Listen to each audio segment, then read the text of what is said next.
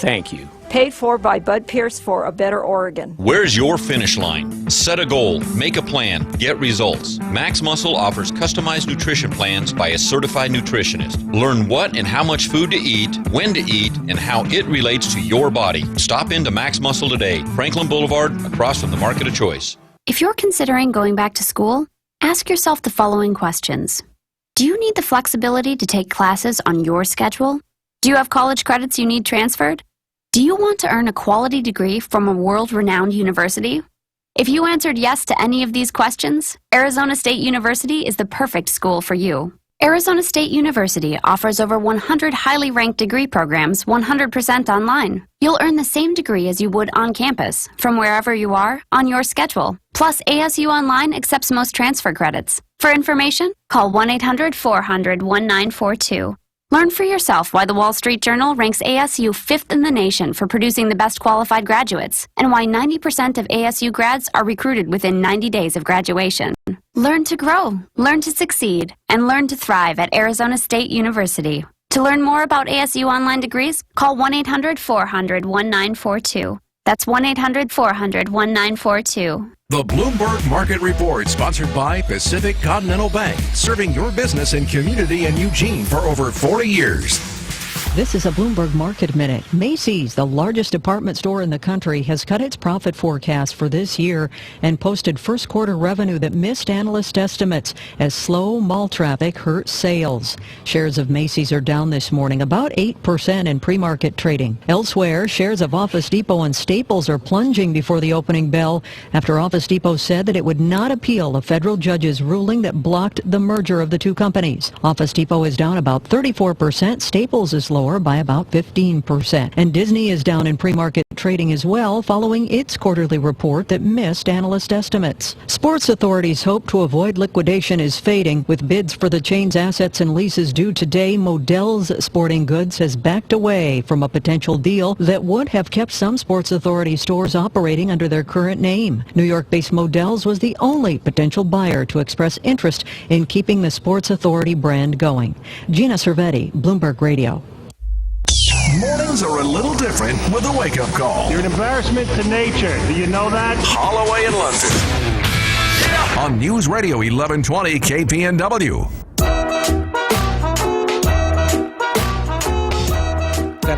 By the way, we're talking to Dr. Fab Mancini. I want to say that name as many times as I can before we have him on the show, because that's just a hell of a name. He's a healthy living expert. Yeah. Dr. Fab. That's a great name. Fab Mancini. Yeah, now do you kind of wish that you named Sid Fab? No. I think you should maybe consider She a change. is Fab, but I'm not going to name her Fab. By the way, sunny in 84. I'm told a great day to go out and go fishing. Today's a great fishing day. So if you have a favorite fishing hole, maybe you should go say hi today. I find that people are very protective about when you ask people, and it doesn't even have to be like a serious fisherman, but if you ask, where do you typically, no. I'm not going to go steal it. I'm not going to talk about it on the air. No, they're afraid you're going to go there. They're just afraid you're going to go there. Which would be stealing it. And you're going to get the fish that they believe that are rightfully theirs. Yeah. Correct. Anyway. So if it's not fishing, if it's skateboarding or windsurfing, today would be although there's not going to be much, I don't think much of a breeze, according to Chris Nation. It's just going to be warm and balmy. Yeah, for all those places you go windsurfing around here. Do people go windsurfing out of like Fern Ridge Reservoir? Sure. I haven't seen any, but yeah, I'm sure on certain days you can do that. It's usually a Columbia Gorge kind of thing. Oh, wow. Yeah. Yeah. It's a long trek. You could probably find a closer place to do some windsurfing. Oh. That looks like fun. It's really hard. What's really hard? Windsurfing? Yeah. I tried it, now it's been a couple of years, and I couldn't turn. This was in Central Oregon.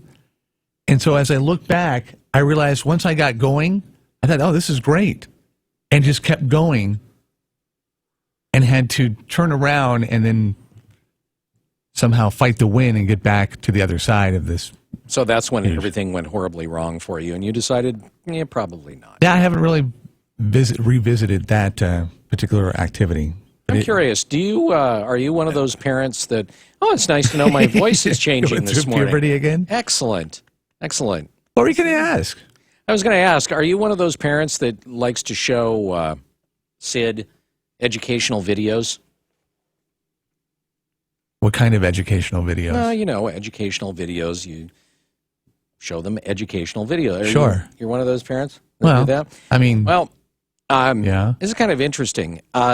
Some new research out of the University of Virginia, they went through and they started looking at things that good parents do that potentially screw their kids up for life, showing them educational videos according to actually a couple of different studies, one from Stanford, one from Columbia, one from the University of Durham, and the other from the University of Virginia, said that plopping your kid down in front of the tube, showing them educational videos, not only will not make them a genius, it will actually cause them to develop shorter attention spans.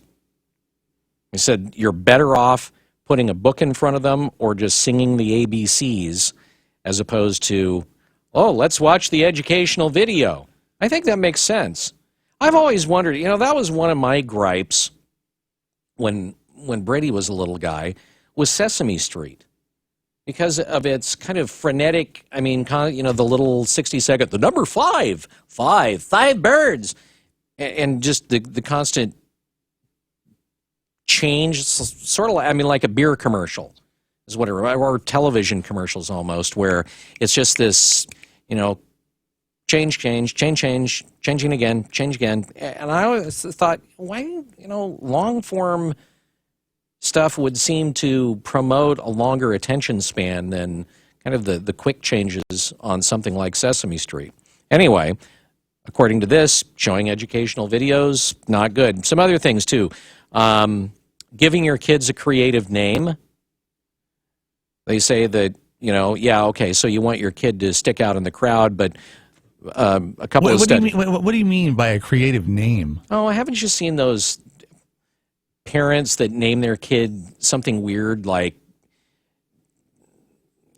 you know what I'm talking about. You've heard the hippie, weird, Oh, as their proper name. As giving them a creative name. I'm not talking about a nickname that you call your kid. It's an actual, strange name. Like Apple. Yes. All right. Teaching them to be themselves. Seems like a great idea, but you also run the risk of Junior becoming a weirdo. It says, in fact, research shows that kids who were exposed to a certain amount of peer pressure between the ages of 12 and 13 turned out much better than those who just constantly did their own thing. Furthermore, it says caring about how people view you is actually how you learn qualities like empathy. I don't know. Making them play sports. The American dream of having your son make quarterback, then get a full ride to Notre Dame is a fairy tale. Starting them in school early. You may want your bundle of joy to get a jump on life, but he or she probably isn't ready before the age of 6. I have known there were a couple of neighbors of mine that did that with their kids. And it was interesting because we essentially lived in the same neighborhood from the time Brady got into school until the time that Brady graduated. And it is true. I agree with this completely. Experts believe throwing them into the local elementary before it's time will lead to anxiety attacks, low self-esteem, and a lingering bad attitude about school. I don't know about the anxiety attacks, but the other two, at least anecdotally on my part, totally agree. Heaping praise on them constantly. They discovered that frequently praised kids eventually begin to believe that they were born intelligent and talented and so amazing they need no improvement. Giving the little ones a pat on the back is great, but don't forget the importance of hard work and perseverance. So anyway, you can take it for what it's worth. It's a lot to digest. 6:36. 126. Got a situation 3 miles east of Vida, a crash at milepost 29. with a delay in place. So just be ready for it. It sounds like both locations perhaps affected, coming in 3 miles east of Vida at milepost 29. You see anything else? Let us know. We'll pass it on. Wake up call, KPNW. That's another home run for Oregon. Precision counts, whether it's a big game on the line or your quality of life. I had excruciating pain in my cheek and jaw, a condition called trigeminal neuralgia. My doctor recommended Sacred Heart Gamma Knife Center. The physicians used highly focused, precise radiation beams to target the nerve. Game over for Mary's pain in just a few weeks. If you have a brain tumor or episodes of severe facial pain, ask your primary doctor or specialist about Gamma Knife. Visit peacehealth.org/Gamma Knife to learn more.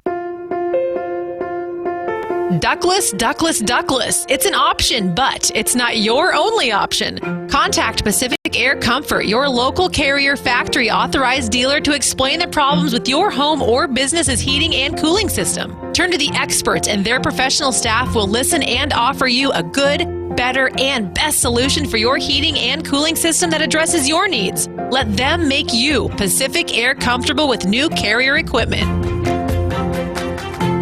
Pacific Air Comfort, quality system design, quality Carrier equipment, quality installation, and outstanding 24/7 service and repairs.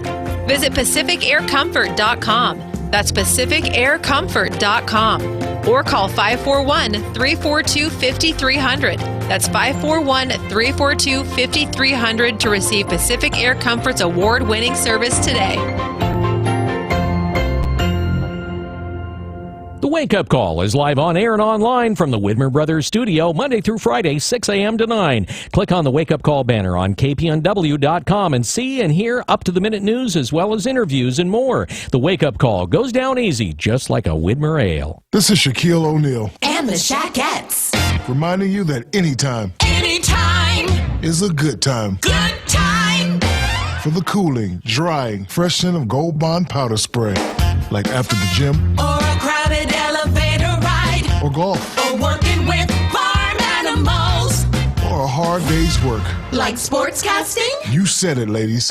Stay cool with Gold Bond powder spray. Stay cool with Gold Bond. If you want to work until you drop, reduce your standard of living in retirement, or lose more of your hard-earned money in the stock market, then just ignore me. But if you'd like to generate a steady, predictable income, I'm talking real wealth and financial security for as long as you live, then listen to this. A free report is now available that reveals the money-making secrets Wall Street and the banks don't want you to know. It reveals how you can get guaranteed growth, safety, and wealth-building power without risking your money in the Wall Street casino. To get your free special report, visit bankonyourself.com. That's bankonyourself.com. KPNW weather brought to you by Ramjack West. Do you have foundation problems? Ramjack can fix that. Get your free quote at ramjackwest.com. Good morning to you and yours. If you're headed out in the next few minutes, you're already out and about. We do have mostly clear skies. No real fog out there this morning, with temps in the mid-40s to a couple of low 50s. Light winds out of the north at 5 to 10. This afternoon, the high-pressure core that's given us a couple of nice days will move directly over the state of Oregon and the western sides of the hills. That means the temps are going to soar this afternoon, with mostly sunny skies. Highs reaching the mid-80s to a couple of low 90s out there. Light winds out of the north will shift northeast at 5 to 10, with a few gusts up to 15, but not nearly as breezy as the last couple of days. Now, this intense heat, energy, and sunshine looks to last today and into tomorrow before a storm system behind the pocket of high pressure moves up the coast Friday night, bringing a 60% chance of isolated showers and thunderstorms and a good chance of showers Saturday morning, with the temps this weekend back in the mid-60s. That means make sure you enjoy today and tomorrow. They'll be the sunny and warm ones of the next 7. I'm Chief Meteorologist Chris Nation in the NBC 16 Weather Center, hoping you have a fantastic day. What do I gotta do? Entertain your brain this morning. Gotta broaden your mind a little bit. With the Wake Up Call on News Radio 1120 KPNW. News Radio 1120 KPNW. We might even be able to call this one the a confirmation of occasionally even Facebook can be a good thing. And it goes to this child, Bo Bigelow, or actually Bo Bigelow, the father. And he had a young girl, a 6-year-old named Tess, who had some definite, some very severe problems. She's nonverbal, seemed to have the mental capacity of about an 18-month-old, suffered from gastrointestinal issues, periodic seizures. She had hip dysplasia, vision problems, and yet multiple tests failed to come up with any solid diagnosis. So at one point, they just decided to just talk about it on Facebook. And lo and behold, what happens? They found out that through Facebook that their child was suffering from something called USP7 gene mutation. Now, to talk a little bit about that this morning, he is the author of the best-selling book, The Power of Self-Healing. He is a healthy living expert. Dr. Fab Mancini joins us on the Wake Up Call. Dr. Fab, thanks for being with us. We appreciate it. Thank you so much. So, about USP7, exactly, I mean, can something like that actually be cured? Or, I mean, is it more, now we have a term for your rare disease, but still, you're going to have to just live with it? Well, one of the things that we have to understand is that due to technology today and the advancements in technology, we're able to evaluate and diagnose things that 10 years ago it was impossible to even think of it. And in this particular case, we've identified one of our genes that you mentioned, and the USP7 gene mutation is something in which the cells can recycle the proteins that your body has normally. So then, of course, it causes some developmental problems and some health issues on the individuals that have that particular challenge. Well, there were two researchers in Baylor College of Medicine in Houston where have been looking at this and actually came up with what they call the Schaff-Yang syndrome. And Schaff and Yang were the two researchers behind it. And this happened to be one of the friends that Mr. Bo Bigelow had in his social media, in his Facebook, that was aware that there was some research going on in Baylor. And because he saw the post, he forwarded to some of the people there. And within 24 hours, he was on the phone with the leading researchers at Baylor, and for the first time getting a little bit of hope after 6 years that, all the other different medical providers have really been frustrated because they couldn't properly diagnose what the young Tess, which his daughter, was going through. Wow. A little bit about this. I mean, the whole idea of, using social media as some sort of health tool, I mean, I can see the upside of it, particularly in a case like this. The downside seems to be somewhat noticeable, too. What's your take on that? Well, I think like anything else, we've seen that when we go to the Internet right now, we have, healthcare providers are bombarded with patients that are coming in with pages and pages that they print out with what they think is wrong with them. Doctor, I went to this website, and this is what I think my problem is. This is what I think my problem is. Now, Internet can be a wonderful resource of information, but you also have to understand that there's a lot of misinformation out there also. So that's why it's important to filter through that and really try to get to the real thing that will help you. In this particular case with social media, yes, you can post some private information about maybe a condition that you have. Recently I was diagnosed with breast cancer. Anybody out there have any suggestions or resources? Or maybe I was diagnosed with HIV positive. What do you guys think? But what we have to be careful is social media stays out there. And sometimes, that same information that can be very helpful in the case of Mr. Bigelow can also be held against you, because I've seen where patients have come to me and said, Fab, I posted information about my condition, and all of a sudden I didn't get that job because, the Human Resource Department went into my social media and Facebook and found that I had posted that. Or perhaps, my friend all of a sudden doesn't want to be my friend anymore because they feel that this condition is not something they want around them or around their family, etc. So you just have to be careful. And one of the ways to do that is by, sometimes you can post the information, but maybe post it as, I have a good friend going through this problem, or I have a family member going through this problem. Any suggestions out there, any help out there? But be careful in tying yourself up to some of these conditions that might be held against you in other ways, that we may not know right now. You brought up a point a little bit earlier there that makes a lot of sense. Websites like WebMD are almost a hypochondriac's wish list. Well, they are. I mean, you go in there and you have some general symptoms like I have tingling in my hand, a little tingling in my arm, and you could have anything from, minor nerve damage to spina bifida and a million other things. And I know people, my dad included, who use those things, and it's just like, oh my God, and a doctor then has to wade through all of this to try and get to what is actually wrong with the person. For folks that use it like that, I mean, what's a hint other than just because you saw it on the internet, don't believe that it's you?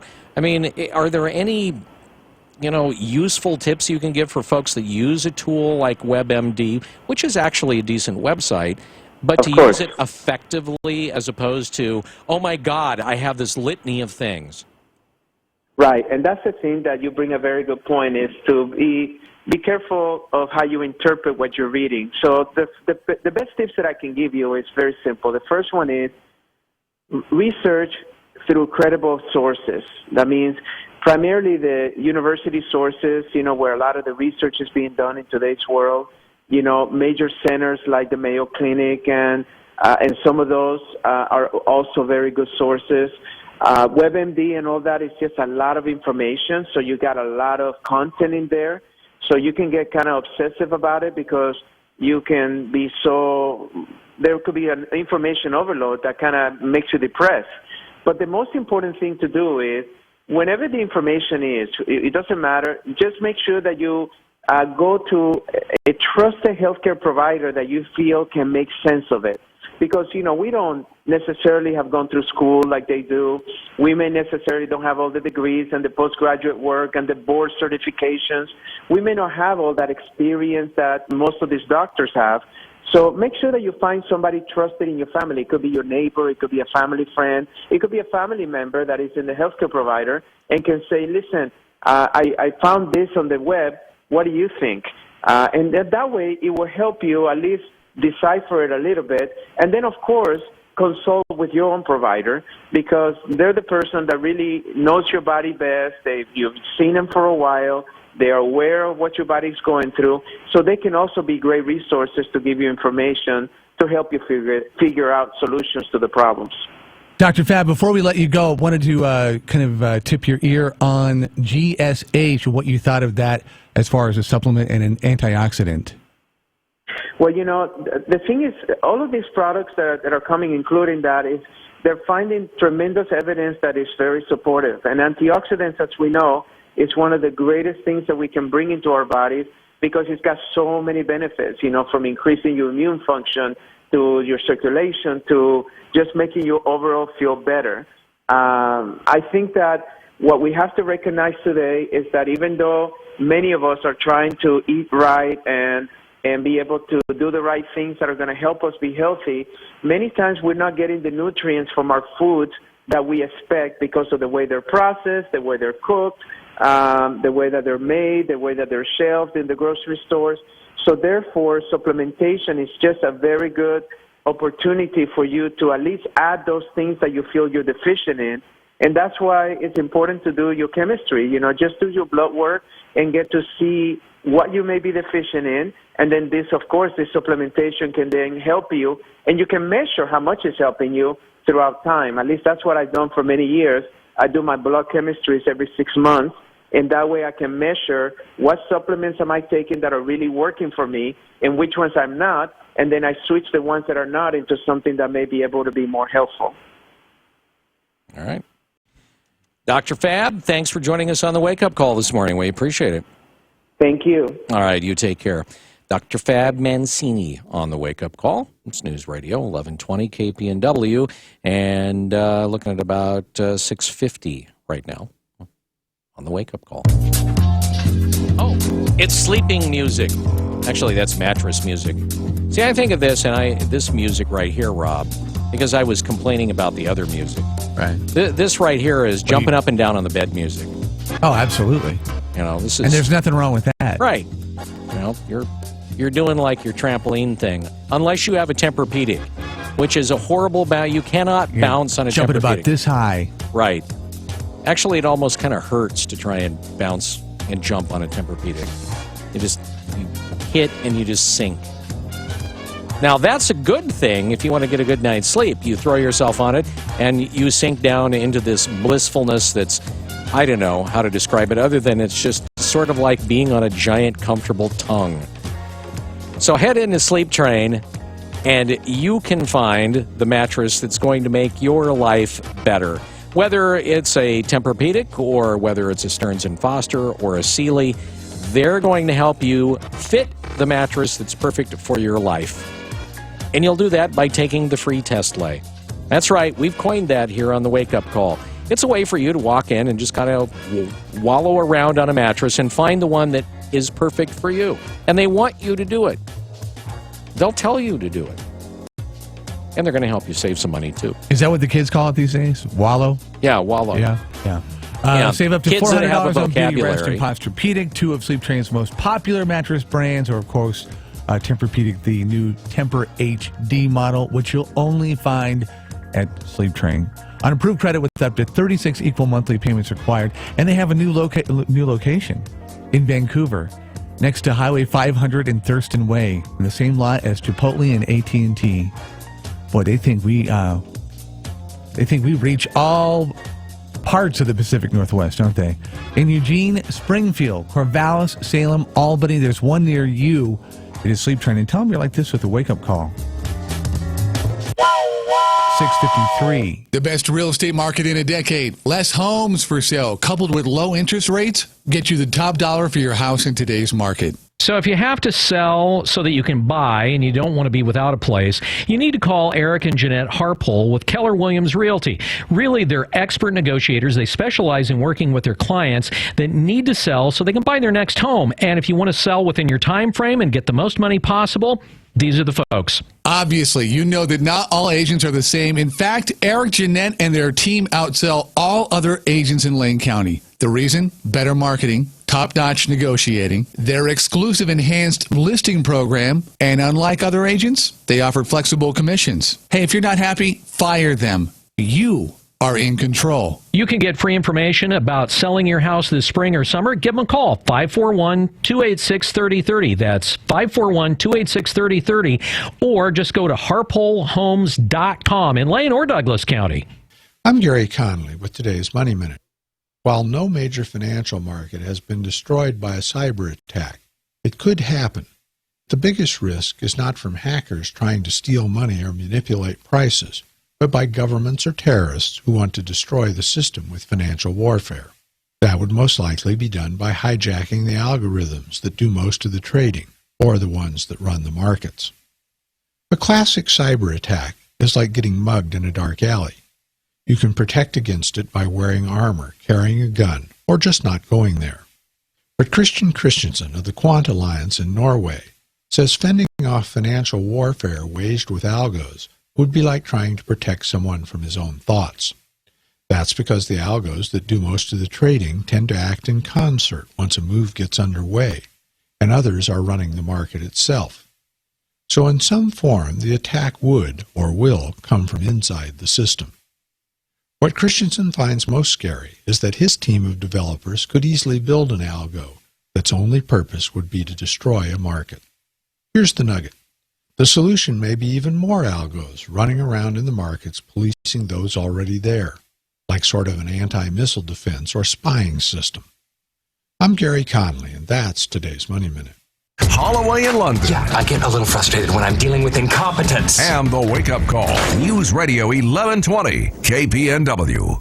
Who doesn't want a shiny new electronic device? Sure, back home there's a garage or a basement full of old electronics that we don't talk about. But old electronics aren't garbage, and they're not useless. They're full of parts and materials that can be recycled into new electronics or donated to some wonderful causes. That flip phone and old computer can still live on. Recycling electronics is the green thing to do. It's the right thing to do, and it's so easy. Log on to greenergadgets.org and enter your zip code to find the recycling center nearest you. The Bloomberg Market Report, sponsored by Pacific Continental Bank, serving your business and community in Eugene for over 40 years. This is a Bloomberg Market Minute. Stocks are lower in early trading as investors assess earnings and other news this morning. Right now, the Dow is down 67 at 17,860. The S&P 500 is lower by 5 at 2079. And the NASDAQ is down 12 at 4797. Disney is weighing on the Dow this morning. Shares are down almost 5% after results missed analyst estimates in the latest quarter.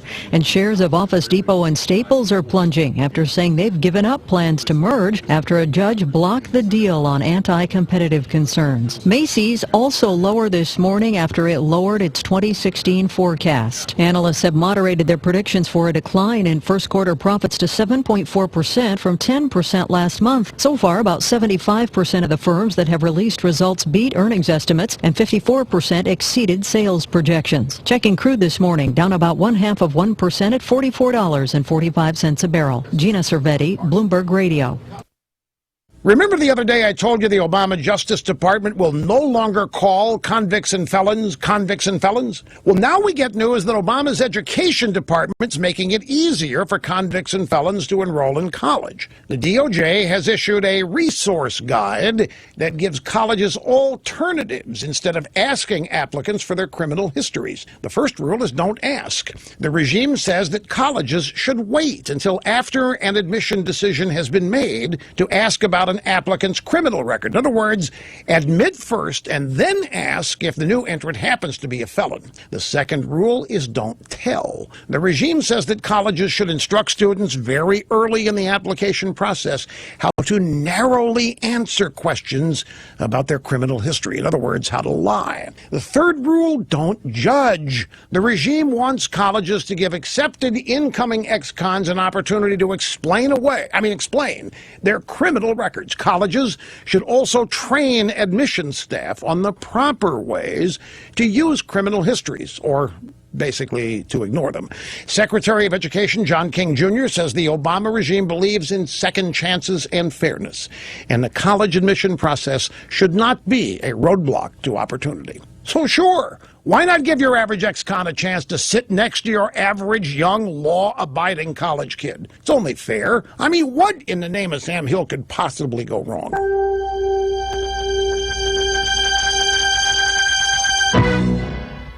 Say, folks, one of the largest and most profitable fields in business today is corporate training, executive coaching, and speaking.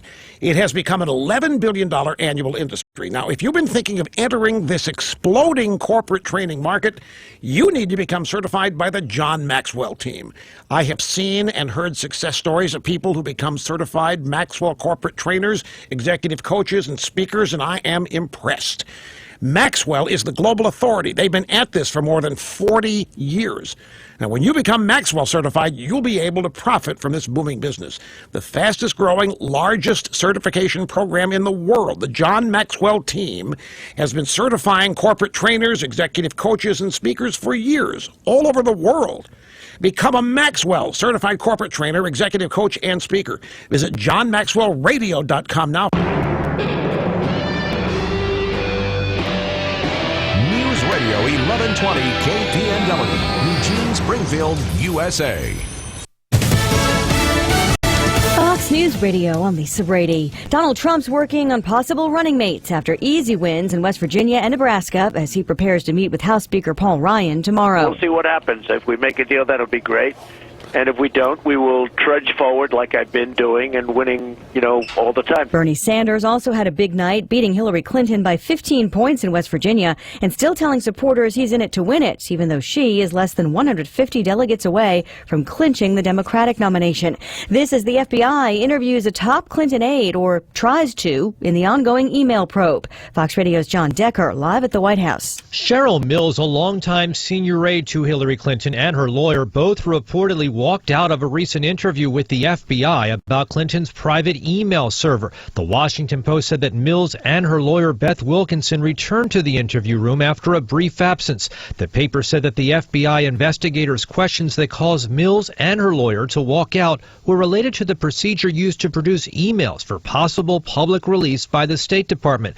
Both Mills and her lawyer viewed these questions as off limits and covered under attorney-client privilege. Lisa? John, family members members say a man who stabbed 6 people, killing 2 outside Boston last night, had just been released from a hospital psychiatric ward. Police say Arthur DeRosa was shot and killed by an off-duty sheriff's deputy after plowing a car into a home and into a Macy's store at a Taunton mall, stabbing people at both locations. You don't expect things like this to happen in your neighborhood.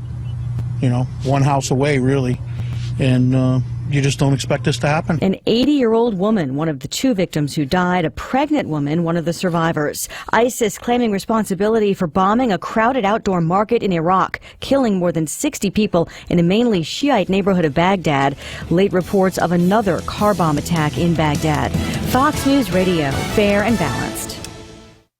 If you're thinking about a new RV or an RV upgrade, don't make a decision without seeing what the RV Corral can do for you. At the RV Corral, serving you is at the top of their list. It all starts with their newly expanding award-winning service and parts department. Are you looking to sell or consign your RV? The RV Corral will buy your RV for cash or free consignment. High trade-in allowance too. With local owners for 28 years and all local employees, the RV Corral will be there to help you make your RV dreams come true. Easy to find on Highway 99, 1 mile south of Belline. Buy anywhere else, you'll pay too much.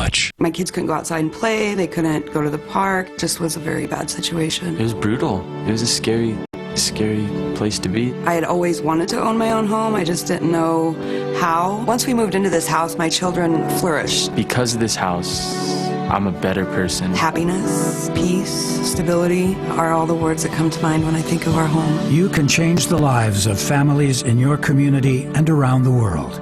Join us. Habitat. We build. Sell-off underway on Wall Street. Fox Business Network's Nicole Pedalides is live at the New York Stock Exchange. The Dow Jones Industrial Average down 113 points right now at 17,815. The Nasdaq down 14. The S&P 500 down 9. Only healthcare stocks are to the upside as a group. When you look at the 10 sectors, the other 9 are lower. Consumer stocks, energy, financials, telecom. A couple of movers here for you. Macy's down 10%, a new low there. Fossil dropping over 30%. Wendy's down 7%. Electronic Arts, the game maker, that's higher. Amazon a new high. And Office Depot and Staples plunge as the judge blocks their merger. Lisa. Thanks, Nicole. Oil prices have been fluctuating. Right now, they're lower, but still over $44 a barrel.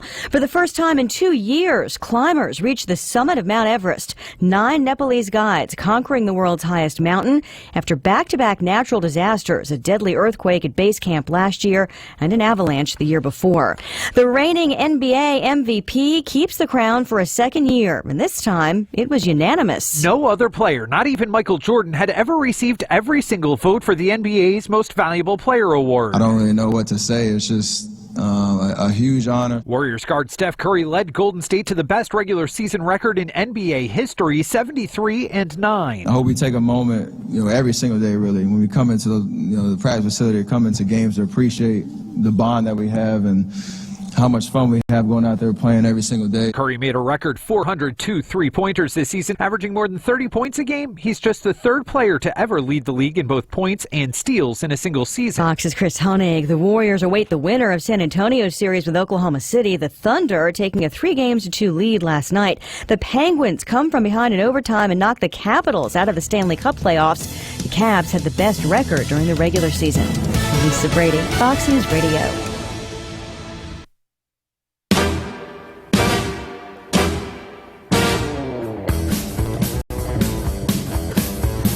(11:20) KPNW, hour number 2 of a Wednesday go-round, 7:05. Got some sunshine to deal with today, 84 for the high, clear and 50 coming up tonight.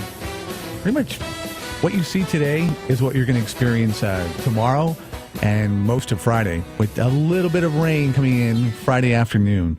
Chris Nation along shortly to talk about that. 126, looks like we have intensified the situation there at milepost 29, 3 miles east of Vida. There is a truck, apparently, that has, with the trailer, gone off kilt and gone into a little bit of a ravine. Somebody driving past that said, it's not much of a crash, but it looks like now appears that there's more of a presence there. So just be careful as you negotiate past milepost 29, 126. Lise Wheel coming up from Fox News. So this is timely. and fairly innovative. It's called Maple Match. It's a new dating site where apparently Americans down here can try to link up romantically with Canucks, men and women from the Great White North. Oh, good day. After thinking about a Donald Trump presidency, if you're skipping town and you need somewhere to go, this is kind of giving you not only somebody to hang out with, but potentially a new address up there in Canada. I saw an advertisement from a real estate agent in Texas that said, if you want to prepare for a Trump presidency, I'll help you sell your house.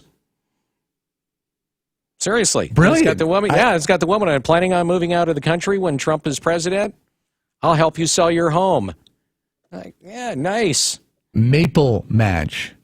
The website bills itself for Americans to find the ideal Canadian partner to save them from a unfathomable horror of a Trump presidency. And their CEO, Joe Goldman, says that the response has been staggering. Yeah, pretty soon the Prime Minister of Canada is going to be talking about building a wall. In between Canada and the U.S. Yeah, we're going to build a wall, and America is going to pay for it. Right. 1120 KPNW at gmail.com if you're interested, or maybe you've already signed up and you've linked up with a sexy Canadian. Coming up news-wise, you got a heap of news today. Yeah, we've got a bunch of stuff that we're going to be rolling through. The folks that bought the new Hynix plant, they're saying, we'd like some extra tax breaks. We'll kind of roll it down for you. Also, if you're planning on mailing in your ballot, well, you need to get busy. We'll tell you why. Also, Bernie Sanders was in Salem. We'll tell you what he was doing there, among other, well, you can probably guess what he was doing. He was spreading the word of socialism. Those stories and more are coming up. Brought to you by Burrito Amigos, the friendly ones here on KPNW. News time 7:08. Burrito Amigos really does do things differently. Hi, I'm Bill London, bacon addict. One of the first things I noticed about Burrito Amigos bacon burritos is that they use not one, but two types of bacon. Nicely played, burrito friends. Their beef, not the usual cheap cuts, cooked forever to make it sort of tender, except for the surprise gristle wads. Burrito Amigos uses real certified tender black Angus beef, the kinds you find at expensive steakhouses. That's different. The fish burritos, real cod. The taco salad's huge. Burrito Amigos menu is even different. You'll find your favorite burritos, enchiladas, tamales, and quesadillas there, but where else are you going to find yammy tacos made with yams and a spicy guacamole sauce that's different from anything you've ever tried? They even have potato tacos, which are delicious. How many burrito places even have a vegetarian menu, let alone tofu items? Burrito Amigos, happy to be different. In Eugene and Springfield, I'm Bill London, happy to vouch for the bacon and the yummy tacos. Words used in today's social networking go hand in hand with Umpqua ice cream. I'm going to the table with this Umpqua ice cream. I'll follow you. LOL. You have ice cream all over your face. I want to see. Enjoy Rocky Road.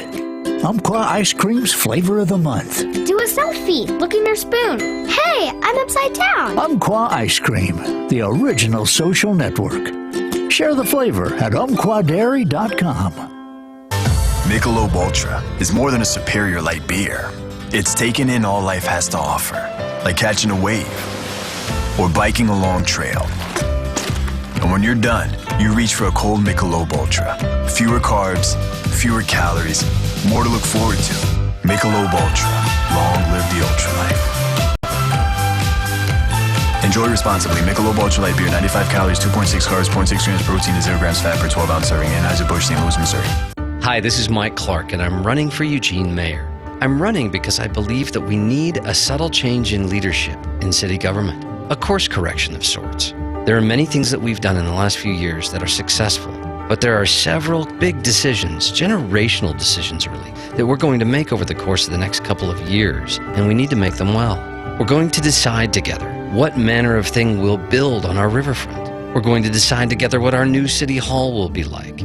We're going to decide perhaps how we finally effectively deal with homelessness in our community. These and so many other issues require someone with the experience of understanding how we got here. I believe I can help. With 10 years of experience on the City Council, I know how to bring common sense, practical solutions to these big questions. If you, like me, feel we need a subtle change, then please vote for me for Eugene mayor by May 17th. Authorized and paid for by friends of Mike Clark. Today's top stories. In depth. This is the Wake Up Call on News Radio 1120 KPNW. Good morning. This look at the news brought to you by Burrito Amigos, the friendly ones featuring great breakfast burritos and fresh brewed, locally roasted coffee for a tasty start to your morning. Here's what's going on. Lane County Elections says that if you're one of those folks that wants to mail back your ballot, well, guess what? You need to get it in right now, as in today. And that is because the post office says that it typically takes 5 to 7 days for delivery. And for election ballots, postmarks do not count. Cheryl Betchart with the Lane County Elections suggests that voters can also return their ballots to one of the county's many drop boxes. The turnout so far has been pretty much average. We've received 39,390 ballots at 17.9% return, which is about average during a primary election for this point of the voting.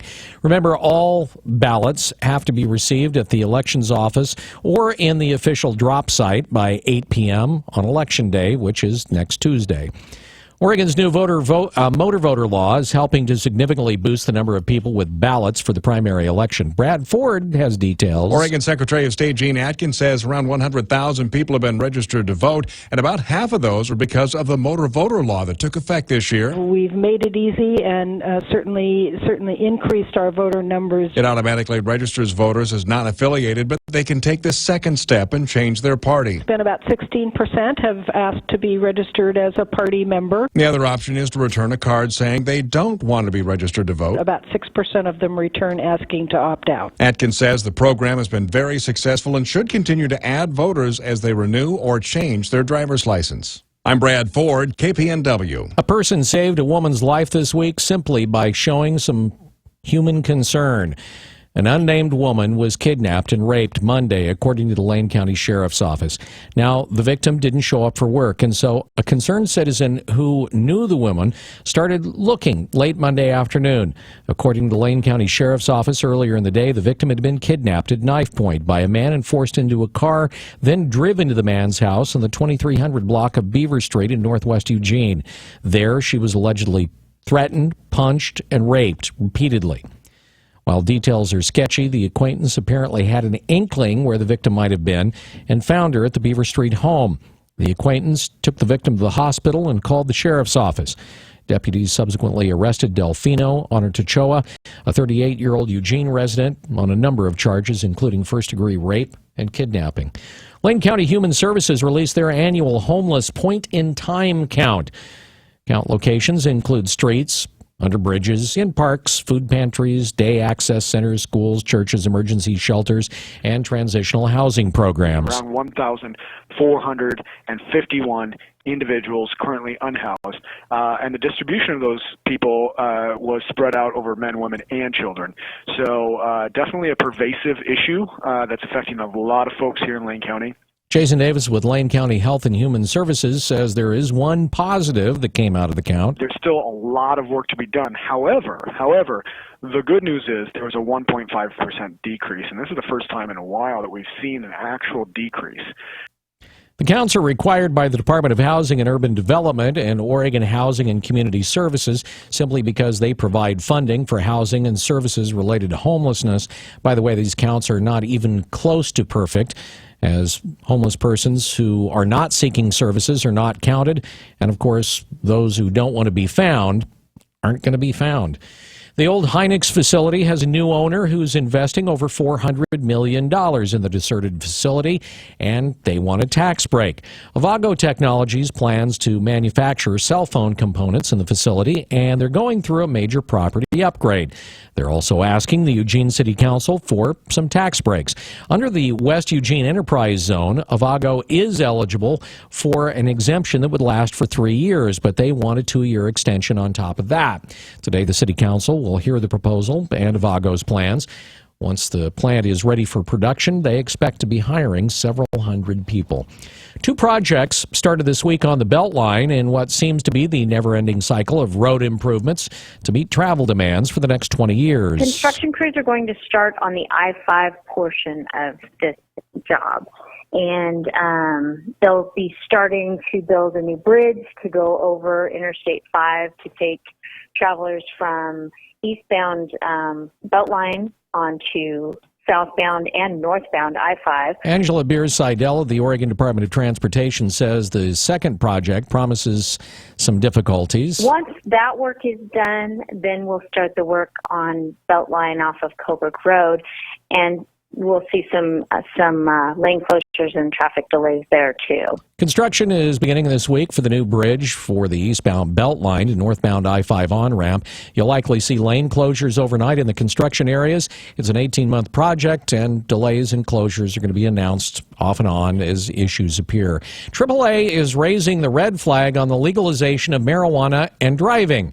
Brad Ford has more. Since marijuana was legalized in Washington state, fatal crashes involving marijuana have doubled. AAA's Marie Dodd says it's difficult for police to enforce. Legal limits for marijuana and driving are not supported by science. THC levels affect people differently and leave the body at different rates. This could result in unsafe motorists going free and others being wrongfully convicted for impaired driving. AAA found that in Washington, 1 in 6 drivers involved in fatal crashes had recently used marijuana. They say states need comprehensive enforcement that includes a positive test for marijuana use and behavioral evidence of impairment. I'm Brad Ford, KPNW. In other words, don't drag and drive. I'm going to copyright that, I swear.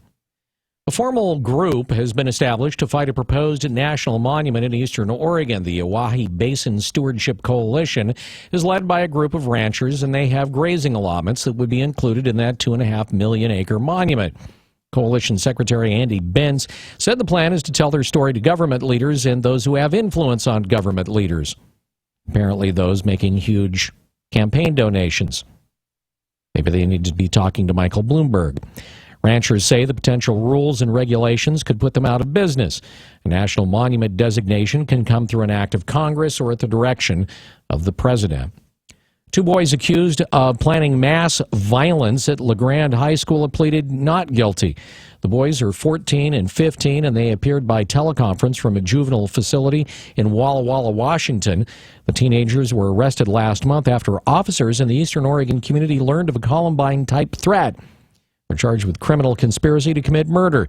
The judge in the case also denied a defense request to have the boys released from the Walla Walla facility and be placed on house arrest. The 14-year-old's lawyer, Bob Moon, said the staff of the juvenile jail described his client as pleasant, happy, and polite. Prosecutor Christopher Storrs, though, countered that those are descriptions from staff members, not mental health professionals, and that releasing the boys would put the entire community in danger. Democratic presidential candidate Bernie Sanders won his West Virginia primary against Hillary Clinton and gave his victory speech in Salem. Brad Ford has that story. Bernie Sanders says the victory in West Virginia shows the momentum is building for his campaign. With your help, we're going to win in Oregon next week. While Hillary Clinton is gaining superdelegates, Sanders says he is not quitting. Let me be as clear as I can be. We are in this campaign to win the Democratic nomination. Sanders told the crowd at the Salem Armory that there is one goal. We must defeat Donald Trump. Sanders says he has won 19 states, has 45% of the pledged delegates, and can still win the nomination. I'm Brad Ford, KPNW. Well, it's time to stamp out hunger with Oregon's largest food drive. To help every food bank across the state, you should be getting a Stamp Out Hunger food drive yellow bag in your mailbox. You fill it with nutritious food, then you leave it next to your mailbox. Katie Jensen with the Oregon Food Bank says if you see someone other than a letter carrier grabbing your bag, do not be alarmed. We do have volunteers who are also helping out the postal workers because it is a lot of food to move in one day. The donated food stays in the local community. So it's going to those local pantries. Carriers and volunteers will be picking up donations Saturday, and if you'd like to make a financial donation, contact your local food bank. Okay, so, because Rob is always chiding me, we need to have some sort of happy kicker story. Here you go. A couple from Europe was backpacking around New Zealand, and they got quite a surprise the other day when they decided to get busy on the beach. The couple had set up their camp, and then they took a naked midnight stroll. Well, another backpacker in the area heard odd noises and found the couple getting amorous. As he backed away, trying to be quiet and not disturb them, he heard a scream. He rushed over, expecting to find the woman hysterical, but instead found the man writhing in pain. Turns out a paddle crab had reached out and clamped onto, well, one of the boys. An expert said that the attack was odd since paddle crabs usually don't show aggressive behavior. Well, maybe this one was just hungry. The man who found the couple after he heard the screaming crushed the crab with a flashlight, and the man who was attacked is fortunately expected to keep all of his parts. It's 7:22. This look at the news brought to you by Burrito Amigos, the friendly ones, on KPNW. Wake Up Call Sports on News Radio 1120 KPNW. The aged San Antonio Spurs finally looking aged. Russell Westbrook of the spry Oklahoma City Thunder able to contain Tony Parker and the rest of the Spurs, winning 95-91, taking a 3-games-to-lead series. OKC's Russell Westbrook finished with 35 points, 11 rebounds, just missing the triple-double with only 9 assists. What a game, what a game. Thunder can close it out at home tomorrow night. Speaking of which, tonight, Golden State is a win away from finishing off the Trailblazers. Coming off the 40-point performance to beat the Blazers in Game 4, Steph Curry named the MVP for the second straight year. First ever unanimous award winner. MLB, Seattle's Franklin Gutierrez, his 2-run homer. The difference is they downed the Tampa Bay Rays 6-4. Klay Thompson's brother played the basketball player. Well, meet Trace, the baseball player. A pinch hit solo home run in the bottom of the ninth helps his Dodgers edge the New York Mets 3-2, and the Oregon baseball team lost again to Gonzaga. NHL, the Pittsburgh Penguins and the Washington Capitals knotted after regulation. Nick Bonino scores the game winner, which sends the Pens on to the Stanley Cup playoffs next round. Oregon sophomore golfer Aaron Weiss won the U.S. Open local qualifier in Bend by 3 strokes, shooting a 567. And Reddit Online had a round-robin bracket poll to see which school had the best logo. The Pac-12's Washington State beat out Michigan State in the final rounds to earn the honors, while Oregon got beat out by Stanford's S in the second round. LSU didn't make it past the first round. Wake Up Call Sports on KPNW brought to you by Max Muscle. Don't get sold, get educated by a certified nutritionist. On Franklin across from Market of Choice. News time, 7:24. KPNW weather brought to you by Ramjack West.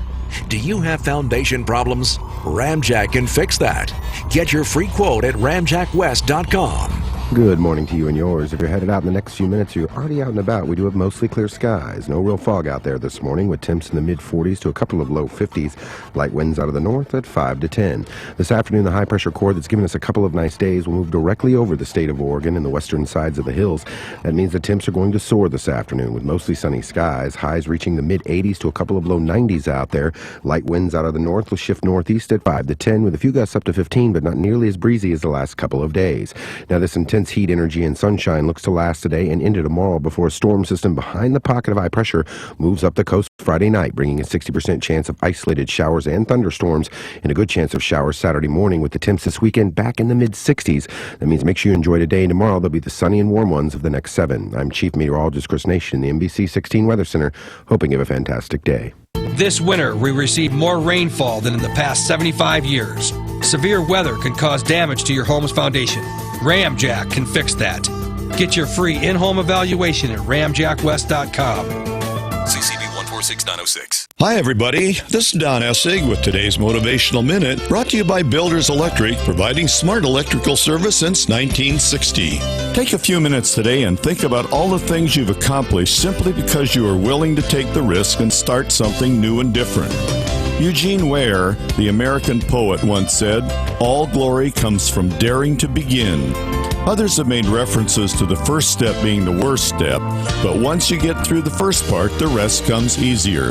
Strength of risk-taking requires taking the chances, but as Ware said, after the first step, the glory comes. The glory is that feeling of success from making the effort. This is Don Essig with today's Motivational Minute. I'll be back tomorrow. Until then, have a positive day. Today's Motivational Minute was sponsored by the folks at Builders Electric, a company that can handle all your electrical needs at home or your business with smart, positive service. That's Builders Electric. Is your body getting enough protein every day? Try Max Pro at Max Muscle. These protein shakes are packed with protein, very low carbs, and zero sugar. Chocolate malt, strawberry banana smoothie, blueberry, and more. Max Muscle. Try it before you buy it. Franklin Boulevard, across the Market of Choice. This is your Sheriff, Byron Trapp. I don't usually get involved in politics, but Pat Farr's dedication and service to our community has compelled me to speak out in support of his re-election. Pat Farr has served our community for over 30 years. From school board to the state legislature to helping feed hungry families as executive director at Food for Lane County. His tireless dedication to keeping our community and families safe is unparalleled. That's why my endorsement of Pat Farr for re-election to the County Commission is joined by the International Association of Firefighters, the Lane County Peace Officers Association, the Eugene Chamber of Commerce, and hundreds of local elected officials, community members, and leaders. I'm Pat Farr. Our community is at a critical point. With the ever-evolving problems of homelessness, jobs in the economy, public safety, and government transparency. I have 30 years of experience serving this community. I can tackle these problems. By May 17th, join me in supporting Pat Farr for Lane County Commissioner. Paid for and authorized by the committee to re-elect Pat Farr for County Commissioner. Holloway in London and the Wake Up Call. News Radio 1120 KPNW. News Radio 1120 KPNW 727. Oh, look who's back for a Wednesday visit. She's an author. She's a Fox News legal analyst. She's a former federal prosecutor. And my understanding is that she whips up a mean margarita. It is none other than Lise Wheel on the Wake Up Call. Hi, Lise. Oh, it's great to be with you. Margaritas. Wow, it's a little early for that, but I just wanted to say hi to Rod. How's he doing? Rod's doing okay. He's out at Cycle Parts, and he is your biggest fan out here. Oh, that's great. Hi, Rod at Cycle Parts. Anyway, he's the guy. We've talked about him a number of times. He's also a big fan of your books. So. Oh, good. Well, Newsmakers is out. Great summer read, and then I'm working hard on getting Candidate ready for its October 4th debut. Candidate? Yeah. Huh. Would that have anything to do with elections, Lise? Gee, it's coming out October 4th. It has to do with two presidents, or two presidential candidates that Erica Sparks has got to figure out which one is like, woo-hoo, wackadoodle. So, yeah, it might be a little bit. Wow. So, all right, I have to ask, are you purposely trying to, just make some money off the campaign thing here? No, I've been writing. Well, you got to realize this is fiction, right? So with a fiction book, you start. The book is pretty much done. We're just in the last minutes of like editing and doing going through the final edits and pretty much down to little things like italics and line edits and grammatical things. So the book has pretty much been done for. Oh gosh, 3-4 months. So, but it's been, no. It's been. It was funny when we were putting the final, putting together. It was like, and the election was going on, or the primary is like, oh my gosh, this is so weird. This is so weird. You'll see when it comes out. You'll see. It was just like. Am I uncanny? I couldn't believe some of the things that were going on. So what you're saying is that one of the candidates in the book is actually orange. Well, no, I will not go that far. But when you read it, I am telling you, when you read it, there will be moments in there. I can't. I really can't say because I can't say. But Okay. if you really have followed this election cycle closely, you will look at it and go, did Wheel just write this like 4 minutes before this? This election came out? But no, I didn't. I wrote it. The hard part of writing it was like before the election, before the primaries even started. So when this was going on, I was putting final edits on, and stuff was happening. Yeah. Like a couple of big moments where I looked at it going, "What? No!" And it was. Cool. I can't believe. I couldn't believe. I couldn't have scripted it better. All right. So there you go. You have go. You have the forward story before anybody else knows it. Could I have paid these people to do this? I mean, how would that have happened? And this is fiction. Yeah. Well, no. Well, the whole election season seems like fiction. It seems like fiction. All right. But yeah, what is it?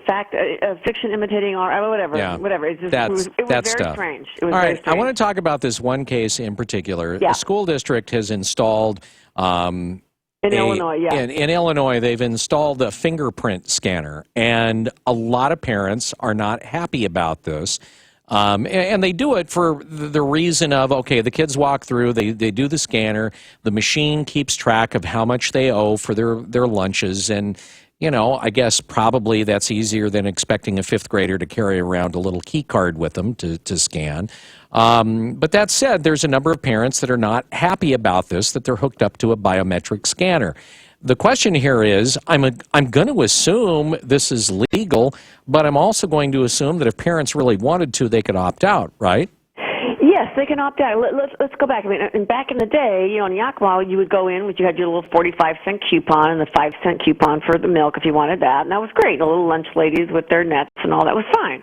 But kids would lose their coupons or whatever, and so I get the reason for putting the little munchkins in with their fingerprint, and then you got your biometrics. The problem is that parents have worries about privacy concerns, and I get that because once you put your little munchkin's fingerprint in there, that's it. I mean, that fingerprint is there forever, and people are worried about hacking, and that fingerprint never goes away. It can be there for the FBI later. It can be there for consumer people. It can be there for fraud. It can be there for anything. You've given your child's fingerprint from there since he's 7 till he's 77 or 107. So parents worry about that. From a legal perspective, if you opt in, you've given your consent for your kid to have it. From my perspective as a parent, I wouldn't do it. No. There's so many things out there that you give your consent for your kid. Why give one more thing over to the government? I wouldn't do it. I just wouldn't. Because what happens is the school district gives this over to a private company. The private company, for all we know, is selling that to another private company to put your kids' fingerprints on a list that they sell it to somebody else to make a buck off. I mean, I wouldn't do it. The other reason I wouldn't do it is that the law has not kept up with technology. No. It's kept up with it a little bit like on HIPAA stuff and confidentiality there, but on biometrics, do you think, lawyers have kept up with, and law has kept up with biometrics? Are you kidding me? They don't even know what biometrics are, basically.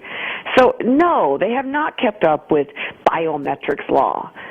No. So how do you feel about it? Are what? You saying? I said, how do you feel about it? Are you saying no? No, you don't. You don't think? No, you're saying no. I'm saying law has not kept up with that biometrics technology. So privacy interests. I just don't think if that were my munchkin, I would not allow it.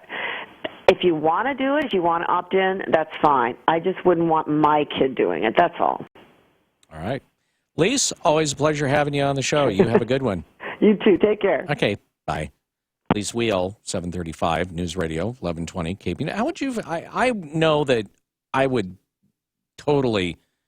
I mean, had that been Brady. Brady's 19 now. He can, if he wants to give away his fingerprint, well, that's his bad choice. But I mean, if let's say I don't know what school that Sid's going to be going to, but when she does start going to school, if they had something like that, would you opt into a program like that where They had her fingerprint? Opt in? No. So you would opt out? Immediately paranoid. I mean, you just see too many things go gunny in where you think, and I think the point was brought up, you think people kind of have it together, and then you find out they were, being tutored and had no idea what was going on. Maybe 5-10 years down the road when you see it perfected, but yeah, extremely nervous. I don't think then. The problem is it's not necessarily, well, maybe, yeah. I was going to say it's not necessarily so much on the school end would be the distrust, although, again, I said, well, okay, maybe I'll opt out of that statement too. You never know where this stuff eventually, and it's not even selling it, who is on the other end of these servers that has this data. It's like, you find out that an email server, you buy an email service, okay, and you have XYZ email service that you're using for your email servers and so on and so forth, then you find out at a later date that they're actually in Sri Lanka. So what kind of rules, laws, privacy regulations do they have in Sri Lanka to keep your emails private? And who exactly is working there? And what kind of security background checks do they go through? Anytime that stuff is turned over to a second provider, no,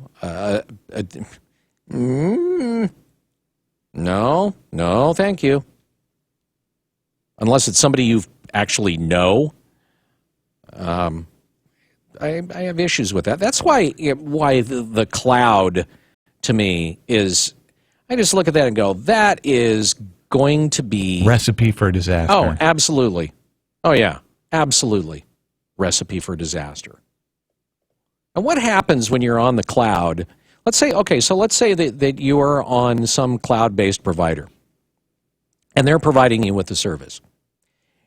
And like so many of these tech companies, they change hands. It's like our streaming service. Since we've been streaming this radio station, which I think is about 2.5 years now? Or about 2 years? Yeah. Our streaming company has changed because they've sold to different companies. I think we're on our 3rd or 4th provider right now. And they're constantly changing hands. They're being sold. They're being absorbed by bigger companies. They're being sold off to smaller ones. So you've got all of your data in the cloud, and you don't know where it's going to end up. And what happens when it ends up at one of these companies that says, you know what, we're now we have purchased your cloud provider. We're now providing this service for you. And we feel that to be profitable, we need to raise our prices considerably. And if you don't pay, well, then we're just going to cut off your service. Now, I'm sure that there are legal remedies to that, but anybody that knows anything about the legal system knows that it takes forever to get that legal system to work for you. In the meantime, all of your accounting, all your HR, all of your business stuff is sitting up on the cloud where you can't access it. It's going to happen, guaranteed. Probably it already has. We just haven't heard about it. And it's going to happen more and more across the board as we go from, that pesky having to have ID cards and things like that. The more we go out into the technical side of things to take care of stuff, there's going to be some major breaches in one's lifetime. Yep. Agreed. KPNW, good morning. Hello. Hi, hello. This is one of your 15 callers. They have the ability to 3D print your fingerprint or your thumbprint and have it overcome any one of the, at least current scanners, your iPhone, the scanner at the elevator in the security building. They can do that right now. So having that as a digital file is something that if it were hacked or any other way that it falls into somebody's hands would not be good. Decides that they can want to use that, they can use that right now. And can you tell us how it is that you know this? I listen to a bunch of science podcasts and things like that, and this is one of the things that was covered probably, I think, by Scientific American just in the last couple of months. Totally. It doesn't surprise me in the slightest. Not at all. Yeah, the new modern 3D printing, they can do that, and they can put a layer over it of a gel-like substance that can mimic the electrical properties of your skin, and it'll fool them all. Wow. All right. So one more reason to be paranoid. Thank you. And don't give your fingerprints away. Yeah, no kidding. All right. Hey, I appreciate it. Take care. Pretty much echoed what we were talking about there. Yeah. 741 News Radio 1120 KPNW. Good morning. Hi. The Bloomberg Market Report, sponsored by Pacific Continental Bank, serving your business and community in Eugene for over 40 years. This is a Bloomberg Market Minute. The best one-day gain in 2 months is a hard act to follow, and Wall Street's not trying. The Dow down 110 points, the Nasdaq down 12, and the S&P down 9 points after Disney did something unusual and missed earnings estimates. And it says it's shutting down its Xbox and PlayStation video game business. Disney's dropping its Infinity line after just 3 years. Disney shares falling 4.5%. Macy's is cutting its profit forecast for the year after first quarter sales missed Wall Street estimates. Slow traffic at the mall is hurting sales, and it's getting tough competition from other department stores and off-price stores. Macy's tumbling 11%. Got an old passenger jet you don't want? Give Southwest a call. It's acquiring 83 used Boeing 737-700s from around the world. The airlines are scouring developing countries for used jets to replace their older, less fuel-efficient ones. I'm Adrienne Mitchell, Bloomberg Radio. I'm Jeremy. And I'm Chris with Home Comfort. When we say the one to call, the one means no matter what the problem. From security lighting, generator systems, panel changeouts, service upgrades, with technicians available 24/7. Or HVAC, from routine cleanings to breakdowns. Home Comfort's locally supported by Mitsubishi Electric. So their Mitsubishi Electric factory-trained technicians will ready your house for any season. Make one call to 541-345-2838. Home Comfort. One to call. Pacific Continental Bank is proud to call the Eugene Springfield area home for more than 40 years. As your local banker, partner, and neighbor, we are committed to the health and sustainability of your business and our community. We know it takes more than a loan or deposit to help you succeed. It takes people who know you, your business, and your community. Who says we can't be more than a bank? Pacific Continental Bank, the right bank. Learn more at therightbank.com. Member FDIC. Warmer weather is coming. You may be ready, but is your vehicle? Midlane Truck and Equipment Repair can perform a complete inspection of your cooling and air conditioning system to ensure you and your vehicle stay cool when it gets hot out. Offering bumper-to-bumper service and repair on trucks, RVs, autos, and trailers, including general maintenance, in-frame overhauls, welding, fabricating, liftgate, and reefer repair. Call Midlane Truck and Equipment Repair now to beat the heat. The Wake Up Call is live on air and online from the Widmer Brothers studio Monday through Friday, 6 a.m. to 9. Click on the Wake Up Call banner on KPNW.com and see and hear up-to-the-minute news as well as interviews and more. The Wake Up Call goes down easy, just like a Widmer ale. The Veterinary Hospital is Eugene, Oregon's premier pet hospital. Open 7 days a week, our fully licensed and AHA-accredited team offer the latest in therapeutic laser technology to promote healing and pain management for your pet. The Veterinary Hospital. We care about pets and their people, too. Tune in to Real Estate Today, weekdays at 5:30 p.m. I'm Bob Nelson, co-host of Real Estate Today. Kurt Large and Evergreen Roofing is my go-to company if I need to understand a roofing system, how to maintain the roof, should it be replaced, and if it is to be replaced, what should be done. He is absolutely the expert's expert. Evergreen Roofing is my go-to company. To find out more about Evergreen Roofing, just go to their website, evergreenroofing.com. Loan is a 15-year fixed-rate loan with a 1-0 lender paid buyout. Reduced payment valid only during the first 12 months. The monthly payment during the first 12 months of your loan is based on a rate that is 1% lower than your interest rate for this loan program. Not all applicants will qualify. Rates and terms subject to change. NMLS 6606 Equal Housing Lender. Call 888-369-6455 for licensing information. Introducing a 15-year fixed-rate loan with a fixed payment rate in year one at only 1.99%. I'm Rick Arviello, CEO of New American Funding, and I'm proud to announce a 15-year fixed-rate mortgage at only 2.99% interest rate, 2.91 APR, with the first full year's payment at only 1.99% fixed payment rate. Pay off your loan in 15 years and save tens of thousands of dollars in unnecessary mortgage payments. 1.99% fixed payment rate in year one and 2.99% fixed for the remaining term, 2.91% APR for a purchase or refinance. Call New American Funding today at 800-963-4933. That's 800-963-4933. 800-963-4933. Or visit newamericanfunding.com today. KPNW weather brought to you by Ramjack West. Do you have foundation problems? Ramjack can fix that. Get your free quote at ramjackwest.com. Good morning. Today's shaping up to be an almost perfect day out there. If you're headed out in the next few minutes, you're looking at mostly clear skies. Temps right now are in the mid-40s to a couple of low 50s with light winds out of the north at 5 to 10. This afternoon, high pressure looks to dominate across the state of Oregon, especially here in the valley. That means we're looking at mostly sunny skies. In fact, it'll be hard-pressed to find a cloud this afternoon, but temps, well, they're going to soar into the mid-80s to a couple of low 90s out there. And unlike the last couple of days, the winds are going to stay light, north by northeast at 5 to 10, maybe a few gusts up to 15. Now, this intense sunshine and warm weather looks to last today and into tomorrow before the high pressure creating it starts to move east. Once that happens, we're tracking a storm system and a powerful cold front set to move up the western seaboard, bringing a 60% chance of isolated showers and thunderstorms Friday afternoon into the evening and a heavy dose of showers Saturday morning. Not to mention this weekend, the highs look to be 20 degrees cooler, back in the mid-60s. Simply put, make sure you enjoy today and tomorrow. They're the best two of all 7. I'm Chief Meteorologist Chris Nation in the NBC 16 Weather Center, hoping you have a great day out there. This is Congressman Peter DeFazio. It's great that you're listening to the Wake Up Call here on 1120 KPNW, and I always find the show a great way to get the day started. We'll take that. Yeah, Bill? The Wake Up Call with Holloway in London. News Radio 1120 KPNW.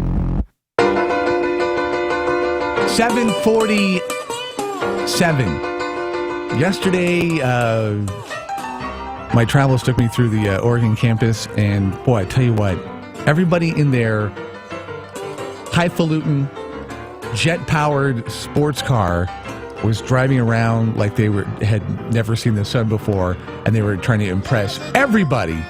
I saw two near misses where there could have been some damage done. People were in a quick hurry yesterday. Sounds like today there was somebody in a little bit of a hurry, or just a miscalculation happened. 126 milepost 29, 3 miles east of Vida. Still talking about the truck with the trailer that for some reason made an inadvertent turn and went off the road and got stuck in like a small ravine. One of our 15 stopped by to see if they could help and couldn't find anybody. Wondering if they went off to find another beer or something to forage. They always say stay close. Don't try to venture off and go for help. Stay close to your vehicle. That is your solace and your strength. They probably got out of their trashed vehicle at the bottom of the ravine, took one look at it and said, well, my job's done here. And went off to destroy something else. Right. Yeah. Went off to try and figure out a way to essentially destroy the universe. Start small, work your way up. That right there, the lone snafu that we have in the Eugene-Springfield area, again, that's 126 milepost 29. So there you go. Hey, happening Friday. We've been talking about it for weeks. It's happening with the help out of iSecure and Walmart. We're going to be at the Walmart Green Acres. So if you thought, okay, love the Shred Fests of past, but it was a little bit of a jaunt, a little bit of a travel to get out there to West Eugene. No, we're going to be at the Green Acres Walmart this year on Friday from 4 to 6. It's a free event. If you've got anything that needs to be reduced to powder, right, it is 100% secure, limiting you to 3 standard file boxes per person, which is quite a bit of stuff, but it's free of charge, and it's 4 to 6. Shred Fest 16 is coming. Right, and it benefits, of course, our good buddies at the Honor Flight. So we'll have a couple of folks that have been on the flights that'll be out there, and, we ask, if you can, to make a donation to the Honor Flight so we can send those World War II and also Korean War vets back to Washington, D.C., so they can see their respective monuments. But it's fun. I like this event a lot. And as mundane as it sounds, where you come up with your box of stuff and it gets ground into dust, there's a fun vibe about it. People love meeting the folks that have gone on the Honor Flights. They like talking to them. It's just, I don't know, like I said, there's just a cool vibe about this particular event, and something as mundane as having your papers shredded. The other thing I was going to say, you mentioned about iSecure. One of the things they do there, they have an actual camera. So they bring out this big shredder truck, and iSecure has this camera on it, and what they do is they put your stuff in a hopper, it gets poured into the grinding device, and you get to watch on the camera your stuff go in, so you know that it actually gets chewed up into nothing. And they do it because there are some folks that want to know that the stuff is actually being devoured. I am one of them. Yeah, and there have been, I wouldn't say that everybody does it, but there have been a number of people that have come out for Shred Fest. It's like, all right, I want to see my stuff go. No problem. So you know how there are some folks that are home brewers. In other words, they make brew at their house. They microbrew their little batches of beer. I am a home shredder. I am an enthusiast that I got a paper shredder, and I find it very therapeutic. So I spend hours just putting individual papers, and watching them turn into little confetti. So I know pros when I see them. So I'm always going up and asking questions, as far as torque and things like that. Diagonally? Should I put it in straight up and down? And they have never had anything brought forth that they couldn't respond to and answer. I mean, they know their stuff. So I think when we go the shredding route, we've gone to the top. The zenith of the shredding industry, iSecure, will be out there. And they're not going to charge you anything. There's going to be no charge whatsoever except for the donation that goes to Honor Flight. So we would like to see you there. Again, that's this Friday. That is at the Walmart. What's the easiest way to get to that one? Green Acres, I'd say Green Acres, Delta. Right. Delta Highway. Beltline. It's a hop, skip, and a jump. No matter where you live, it's going to be easily accessed. And we're going to be there 4 to 6.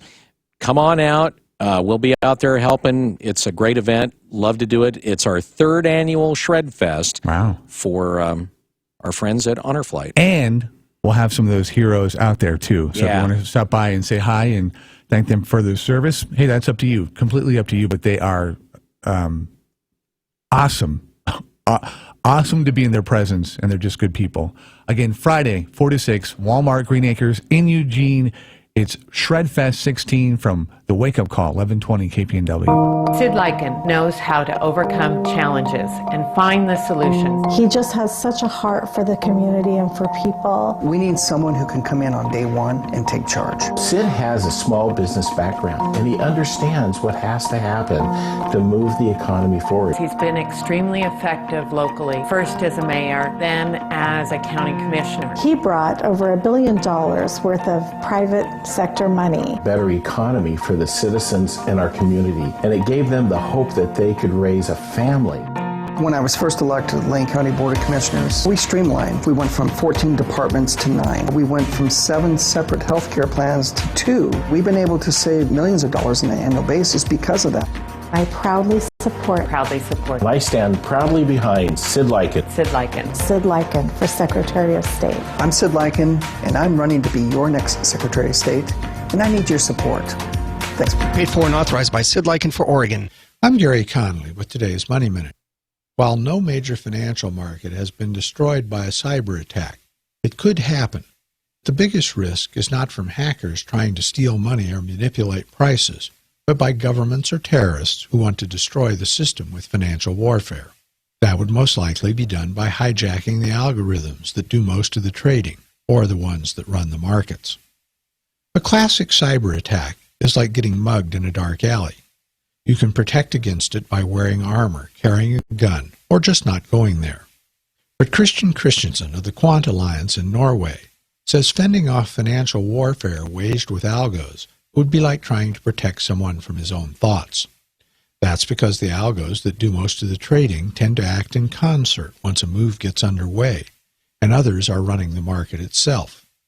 So in some form, the attack would, or will, come from inside the system. What Christensen finds most scary is that his team of developers could easily build an algo that's only purpose would be to destroy a market. Here's the nugget. The solution may be even more algos running around in the markets policing those already there, like sort of an anti-missile defense or spying system. I'm Gary Conley, and that's today's Money Minute. I won't mention any names, but their initials are Holloway in London. The Wake Up Call on News Radio 1120 KPNW. Tired of expensive movie theater popcorn or standing in line or having to drive home after watching the big game at your annoying uncle's house? It sounds like you need to have the folks from TV Specialty in your life. Nobody does TVs like TV Specialty. Think a home theater system is out of the question or out of the budget? Call TV Specialty and see how close you really are. 541-688-5061. It's quality backed by service at TV Specialty. 541-688-5061. We're all part of your community. We all play a role in keeping our community safe. So protect your every day.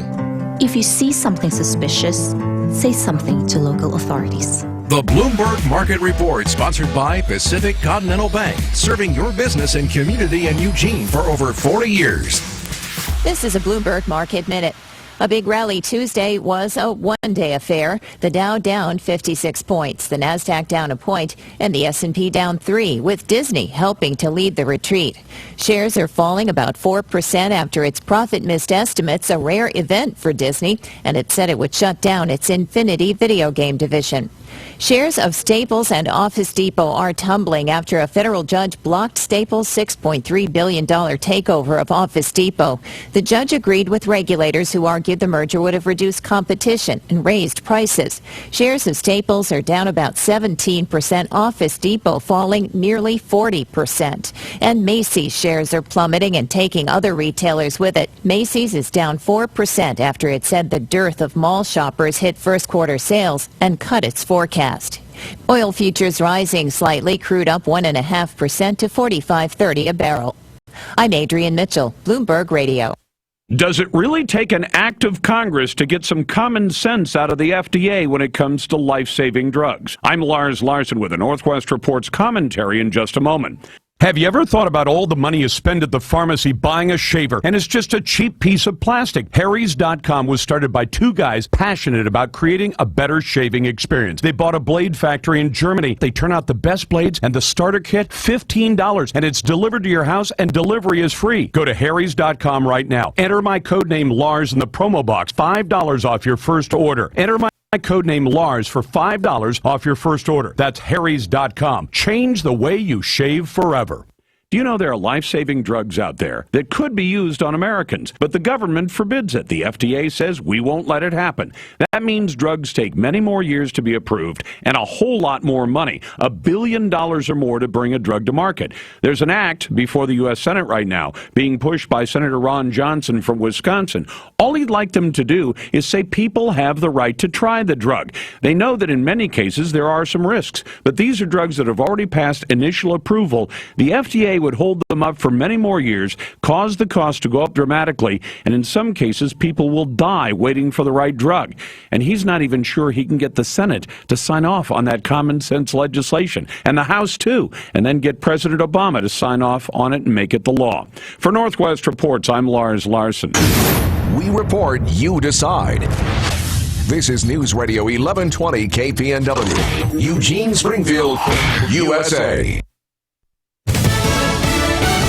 Fox News Radio, I'm Lisa Brady. On the eve of his meeting with Donald Trump, House Speaker Paul Ryan is refusing to make any predictions. To pretend we're unified as a party after coming through a very bruising primary, which just ended like a week ago, to pretend we're unified without actually unifying, then we go into the fall at half strength. Ryan adding moments ago he wants the party to unite behind common principles, bring a positive message to voters. Some Republican lawmakers have said they'll never support Trump. Since when have the House Republicans been so concerned about intolerant statements and discriminatory ideas? House Democratic leader Nancy Pelosi, a former South Carolina police officer already charged with murder, is now also facing civil rights charges. Fox Radio's Evan Brown has this live. At least a former North Charleston police officer Michael Slager has been in jail waiting to be tried by the state of South Carolina for the murder of Walter Scott. Slager, who is white, was seen on video shooting Scott, a black man, in the back multiple times following a traffic stop last year. Scott was unarmed. Now a federal indictment says Slager violated Scott's civil rights. Last fall, the city of North Charleston paid a $6.5 million settlement to Scott's family, Lisa. Thanks, Eben. 2 more bombings in Baghdad after an earlier ISIS attack on an outdoor market. More than 150 killed in all. Fox Radio's Jessica Gallagher, live in our Mideast Bureau. Lisa, the first blast happened in the mostly Shiite district of Sadr City during morning rush hour, ISIS quickly claiming responsibility. Later today, another bombing happened at the entrance of the mostly Shiite neighborhood of Kadimah. Then another attack on a commercial thoroughfare in a mainly Sunni district of western Baghdad. There has been no immediate claim of responsibility for the 2 later blasts. There has been an increase in violence in Iraq as the country is in political and economic turmoil. Lisa. Thanks, Jessica. Fox News Radio, fair and balanced. This tip of the week brought to you by Neurospine Institute. Get up and get moving. Back pain is more common among people who are out of shape, especially weekend warriors who engage in vigorous activity after sitting all week. Regular moderate exercise like walking on your lunch break is more beneficial and the risk of injury is reduced significantly. Being overweight in the midsection shifts your center of gravity forward and puts additional strain on your back muscles. Pilates and other core strengthening activities improve balance and increase stability. Check with a medical professional before starting a new exercise program and practice proper conditioning. Start out slow and build up your endurance. Are you living with chronic pain? The specialists at Neurospine Institute can diagnose the problem and develop a personalized treatment plan to address your symptoms. Their comprehensive services include clinical and surgical procedures, sports medicine, physical therapy, medical imaging, and pain management. Neurospine Institute's medical professionals will work closely with your primary care or referring physician to ensure that you receive the best care and treatment. They serve all of Western Oregon with 2 locations, the main campus in Eugene and their Roseburg clinic. Visit neurospinellc.com today and get your life back.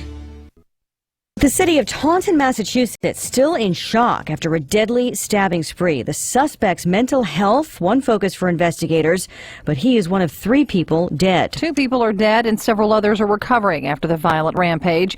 Police say Arthur DeRosa first crashed a car in Taunton, then went inside a home and stabbed 2 people, killing 1. Then he drove to the Silver City Galleria Mall, where he crashed through Macy's and then stabbed 4 people in a nearby restaurant, one of those fatally, before he was killed by an off-duty officer. I'd like to thank the off-duty sheriff.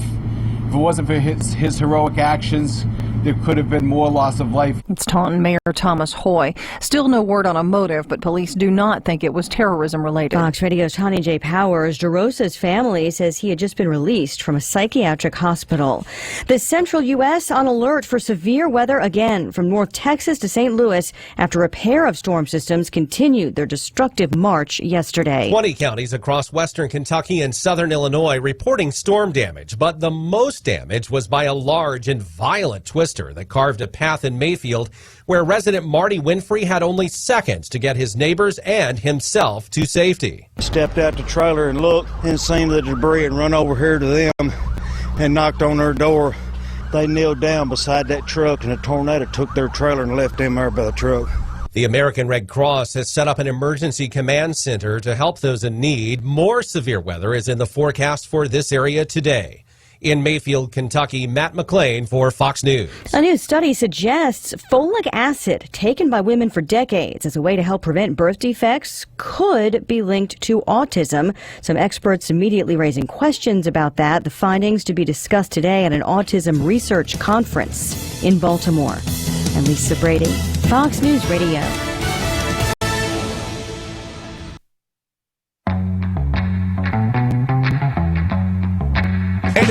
News Radio 1120 KPNW, Wednesday, May 11th, a sunny hump day. 85 for the temperature high, going to be like that tomorrow and even Friday with the potential of some precipitation coming in later part. Just in time for the weekend. Yay! Currently, we've got 67 degrees. News Radio 1120 KPNW. Hey, can we just say kudos and a tip of the hat to anybody and everybody. You got a story coming up where somebody was, kind of paying attention and kind of took themselves out of their existence to appreciate and help somebody else out. This story about the Domino's worker in Salem is making national news. If you haven't heard about it, we had that on the news. Was it yesterday or the day before? But people might have. Person. I know we understand people don't listen to the show 24/7, but there was a 47-year-old customer that hadn't ordered anything in 11 days. I mean, this potentially could have been really bad. And every single day, this person for 7 years would order Domino's pizza.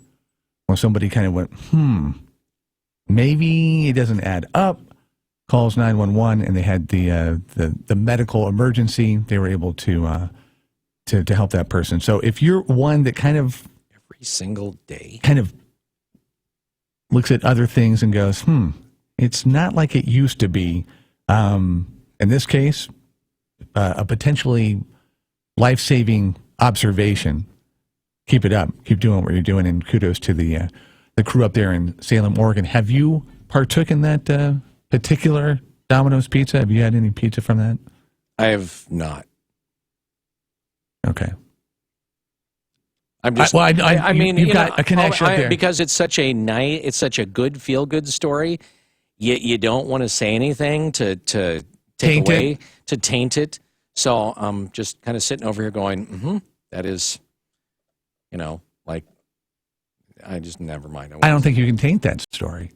That is an untaintable story. No, I can always taint it. Actually, yeah. If there's one person who could bring I guarantee a darkness to every single thing that is out there, Bill London could do that. That's right. All right, we got Kaz, Jerry, and Ranella coming in to talk about an event, and we'll do some news. Stand by. It's coming up on 1120 KPNW 808. News time. Ramjack has your foundation solution. Ramjack can fix that. CCB 146906. Think about all the different types of food we have in the U.S.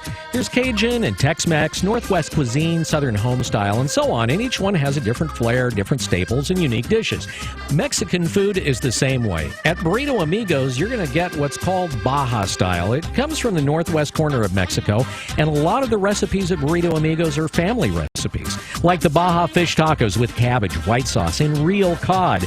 Normally, shrimp burritos at most places are like any other burrito, just with shrimp instead of, say, beef. Well, at Burrito Amigos, their shrimp burritos are also Baja styled with the cabbage and the white sauce. You can always taste the difference at Burrito Amigos. And by the way, speaking of Baja style, stop by Burrito Amigos on 24th and Hilliard or on Highway 99 and get coconut shrimp tacos with mango pico de gallo. For the record, yep, tried them, loved them, needed seconds. Always good, always different, always friendly. Burrito Amigos in Eugene and Springfield. I'm Bill London, and I approve this message. Get set to save now at Mid-Valley Tractor, your local Kubota dealer. Take command of your lawn care needs with a new Kubota Commander zero-turn mower. Get commercial-grade performance and a full 4-year factory warranty at a price you can afford. Now during the Get Set to Save sales event, get a special introductory price of $38.99 and 0 down and 0% financing for 36 months. Now through June 30, 2016. Call toll-free 1-800-794-4992 for details about cost and terms. Great prices, great products from people you can trust. Mid-Valley Tractor on Highway 99. Hi, this is Brian Sutherland, owner of Amco Transmissions in Springfield. For years, Amco in Springfield has been repairing your cars and trucks' most complicated system, the transmission. So it's no wonder people come to us with all sorts of problems. Don't take any chances. Bring your car to Amco in Springfield. We'll diagnose it right, repair it for a fair price, and back it with a nationwide warranty. Whether it's your car, truck, or motorhome, call Amco Springfield, 541-726-6824, or find us on Facebook. That's AAMCO. Hi, this is Mike Clark, and I'm running for Eugene Mayor. I'm running because I believe that we need a subtle change in leadership in city government, a course correction of sorts. There are many things that we've done in the last few years that are successful, but there are several big decisions, generational decisions really, that we're going to make over the course of the next couple of years, and we need to make them well.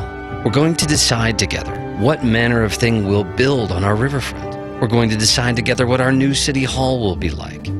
We're going to decide perhaps how we finally effectively deal with homelessness in our community. These and so many other issues require someone with the experience of understanding how we got here. I believe I can help. With 10 years of experience on the City Council, I know how to bring common sense, practical solutions to these big questions. If you, like me, feel we need a subtle change, then please vote for me for Eugene Mayor by May 17th. Authorized and paid for by friends of Mike Clark. It's the big happenings in the Valley and the state. This is the Wake Up Call on 1120 KPNW with Bill London. Good morning. Let's look at the news brought to you by Burrito Amigos, the friendly ones featuring great breakfast burritos and fresh brewed, locally roasted coffee for a tasty start to your morning. Here's what's going on. Lane County Election says that voters who want to mail back their ballots need to do that right now, as in today. And that is because the post office says that it typically takes 5 to 7 days for delivery, and for election ballots, postmarks do not count. County Clerk Cheryl Betchart suggests voters can also return their ballots to one of the county's many drop boxes. The turnout so far for a primary election, mostly average. We've received 39,390 ballots at 17.9% return. Remember, all ballots have to be received at the elections office or at an official drop site by 8 p.m. Election Day, May 17th. That's next Tuesday if you're calendar challenged. Oregon's new motor voter law is actually significantly boosting the number of people with ballots for the primary election. Brad Ford has that story. Oregon Secretary of State Gene Atkins says around 100,000 people have been registered to vote, and about half of those are because of the motor voter law that took effect this year. We've made it easy and certainly increased our voter numbers. It automatically registers voters as not affiliated, but they can take the second step and change their party. It's been about 16% have asked to be registered as a party member. The other option is to return a card saying they don't want to be registered to vote. About 6% of them return asking to opt out. Atkins says the program has been very successful and should continue to add voters as they renew or change their driver's license. I'm Brad Ford, KPNW. A person saved a woman's life this week simply by showing concern. An unnamed woman was kidnapped and raped Monday. According to the Lane County Sheriff's Office, the victim didn't show up for work. So a concerned citizen who knew the woman started looking late Monday afternoon. According to the Lane County Sheriff's Office, earlier in the day, the victim had been kidnapped at knife point by a man and forced into a car, then driven to the man's house on the 2300 block of Beaver Street in Northwest Eugene. Now, apparently the two knew each other. Even so, there she was allegedly threatened, punched repeatedly, and raped. While details are sketchy, the acquaintance apparently had an inkling where the victim might have been and found her at the Beaver Street home. The acquaintance took the victim to the hospital and called the sheriff's office. Deputies later arrested Delfino Onartachoa, a 38-year-old Eugene resident, on a number of charges, including first-degree rape and kidnapping. Lane County Human Services has released their annual homeless point-in-time count. They go to locations counting the homeless in the streets, under bridges, in parks, food pantries, day access centers, schools, churches, emergency shelters, and transitional housing programs. Around 1,451 individuals currently unhoused, and the distribution of those people was spread out over men, women, and children. So definitely a pervasive issue that's affecting a lot of folks here in Lane County. Jason Davis with Lane County Health and Human Services says there is a bright spot. There's still a lot of work to be done. However, the good news is there was a 1.5% decrease, and this is the first time in a while that we've seen an actual decrease. The counts are required by the Department of Housing and Urban Development and Oregon Housing and Community Services, which provide funding for housing and services related to homeless people. The counts, by the way, are not even close to perfect because homeless persons not seeking services are not counted, and those who just don't want to be found obviously are not going to be counted. The old Hynix facility has a new owner who wants to invest over $400 million in the deserted facility and who also wants a tax break. Avago Technologies plans to manufacture cell phone components at the facility, and they're going to have to do a major property upgrade. They're asking the City of Eugene City Council for some tax breaks under the West Eugene Enterprise Zone. Avago is eligible for a 3-year tax exemption, but the company also wants another 2 tacked on to it. The City Council will hear that proposal today. Once the plant is ready for production, they expect to hire several hundred people. 2 projects started this week on the Beltline in what seems to be the never-ending cycle of road improvements to meet travel demands for the next 20 years or so. Construction crews are going to start on the I-5 portion of this job. And they'll be starting to build a new bridge to go over Interstate 5 to take travelers from eastbound Beltline onto southbound and northbound I-5. Angela Beers-Seidel of the Oregon Department of Transportation says the second project promises some delays for travelers as well. Once that work is done, then we'll start the work on Beltline off of Coburg Road, and we'll see some lane closures and traffic delays there too. Construction is beginning this week for the new bridge for the eastbound Beltline to northbound I-5 on-ramp. You're going to see some lane closures overnight in the construction areas. It's an 18-month project, so you can expect off and on delays for the next year and a half. AAA is raising a red flag on the legalization of marijuana and driving. Brad Ford has that story. Since marijuana was legalized in Washington state, fatal crashes involving marijuana have doubled. AAA's Marie Dodd says it's difficult for police to enforce. Legal limits for marijuana and driving are not supported by science. THC levels affect people differently and leave the body at different rates. This could result in unsafe motorists going free and others being wrongfully convicted for impaired driving. AAA found that in Washington, 1 in 6 drivers involved in fatal crashes had recently used marijuana. They say states need comprehensive enforcement that includes a positive test for marijuana use and behavioral evidence of impairment. I'm Brad Ford, KPNW. A formal group has been established to fight a proposed national monument in eastern Oregon. The Oahe Basin Stewardship Coalition is led by ranchers who have grazing allotments that would be included in the 2.5 million acre monument. Coalition Secretary Andy Bent said the plan is to tell their story to government leaders and those who have influence on government leaders, like, say, someone like Michael Bloomberg.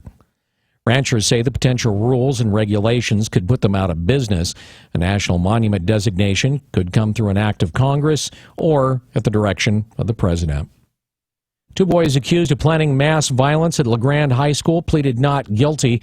The boys, who were 14 and 15, appeared by teleconference from a juvenile jail in Walla Walla, Washington.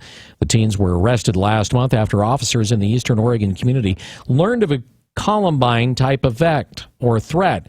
They're charged with criminal conspiracy to commit murder. The judge in the case also denied a defense request to have the boys released from the Walla Walla facility and be placed on house arrest. The 14-year-old's lawyer, Bob Moon, said the staff of the juvenile jail described the client as pleasant, happy, and polite. Prosecutor Christopher Storrs countered that those descriptions are from staff members and not mental health professionals, and releasing the boys would put the community in danger. Democratic presidential candidate Bernie Sanders won his West Virginia primary against Hillary yesterday and gave his victory speech in Salem. Brad Ford has that story. Bernie Sanders says the victory in West Virginia shows the momentum is building for his campaign. With your help, we're going to win in Oregon next week. While Hillary Clinton is gaining superdelegates, Sanders says he is not quitting. Let me be as clear as I can be. We are in this campaign to win the Democratic nomination. Sanders told the crowd at the Salem Armory that there is one goal. We must defeat Donald Trump. Sanders says he has won 19 states, has 45% of the pledged delegates, and can still win the nomination. I'm Brad Ford, KPNW. And finally, here's another one of those kicker stories for Rob. So what's your 15-year-old done this week? Well, a 15-year-old from Canada discovered a lost ancient Mayan city using nothing but his brains and Google Earth. Like I said, what's your 15-year-old done lately? William Gadori of Saint Jean de Matha, Quebec, made the story or the discovery by analyzing Mayan star charts from the ancient Madrid Codex. This is a 15-year-old. So he had this theory that the Mayan cities corresponded to the star charts, and he overlaid the constellation charts onto Google Earth images of the Yucatan Peninsula. He was then able to show that 117 Mayan cities did indeed match the star positions, with the brightest stars representing more major cities, which was pretty cool. But then he noticed one of the constellations contained 3 stars, but only 2 ancient cities lined up in his maps. The location of the third star corresponded with a location on the Mexico-Belize border. It's an area covered by heavy vegetation, and when it's viewed through Google Earth, it just looks green. Well, after the Canadian Space Agency heard about the kid's theory, they gave him access to more detailed satellite images, including pictures that showed Mayan remains that were exposed following a fire about 11 years ago. After all was said and done, the teenager found the 118th Mayan city and the 4th largest Mayan city to boot, with 30 buildings and an 86-meter pyramid. He even got to name it. It's now known as Cacchi, which means mouth of fire. Smart kid. 8:21, this look at the news brought to you by Burrito Amigos, the friendly ones. You're up to date from KPNW. Wake Up Call Sports on News Radio 1120 KPNW. The aged San Antonio Spurs finally looking aged. Russell Westbrook and the spry Oklahoma City Thunder able to take out Tony Parker and company, winning 95-91, taking Game 3, or actually Game 5, with the 3-2 lead in the series. OKC's Russell Westbrook, 35 points, 11 rebounds, missing the triple-double with only 9 assists. The Thunder can close it out tomorrow night. Tonight, Golden State can close out the Trailblazers. Portland has to play out of their minds and actually finish a game. Coming off the 40-point performance to beat the Blazers in Game 4, Steph Curry named the NBA's MVP for the 2nd straight year. First ever unanimous award winner. MLB, Seattle Mariners down the Tampa Bay Rays 6-4. Franklin Gutierrez with the heroics, a 2-run homer. Klay Thompson's brother hit a pinch hit solo home run in the bottom of the 9th for the Dodgers.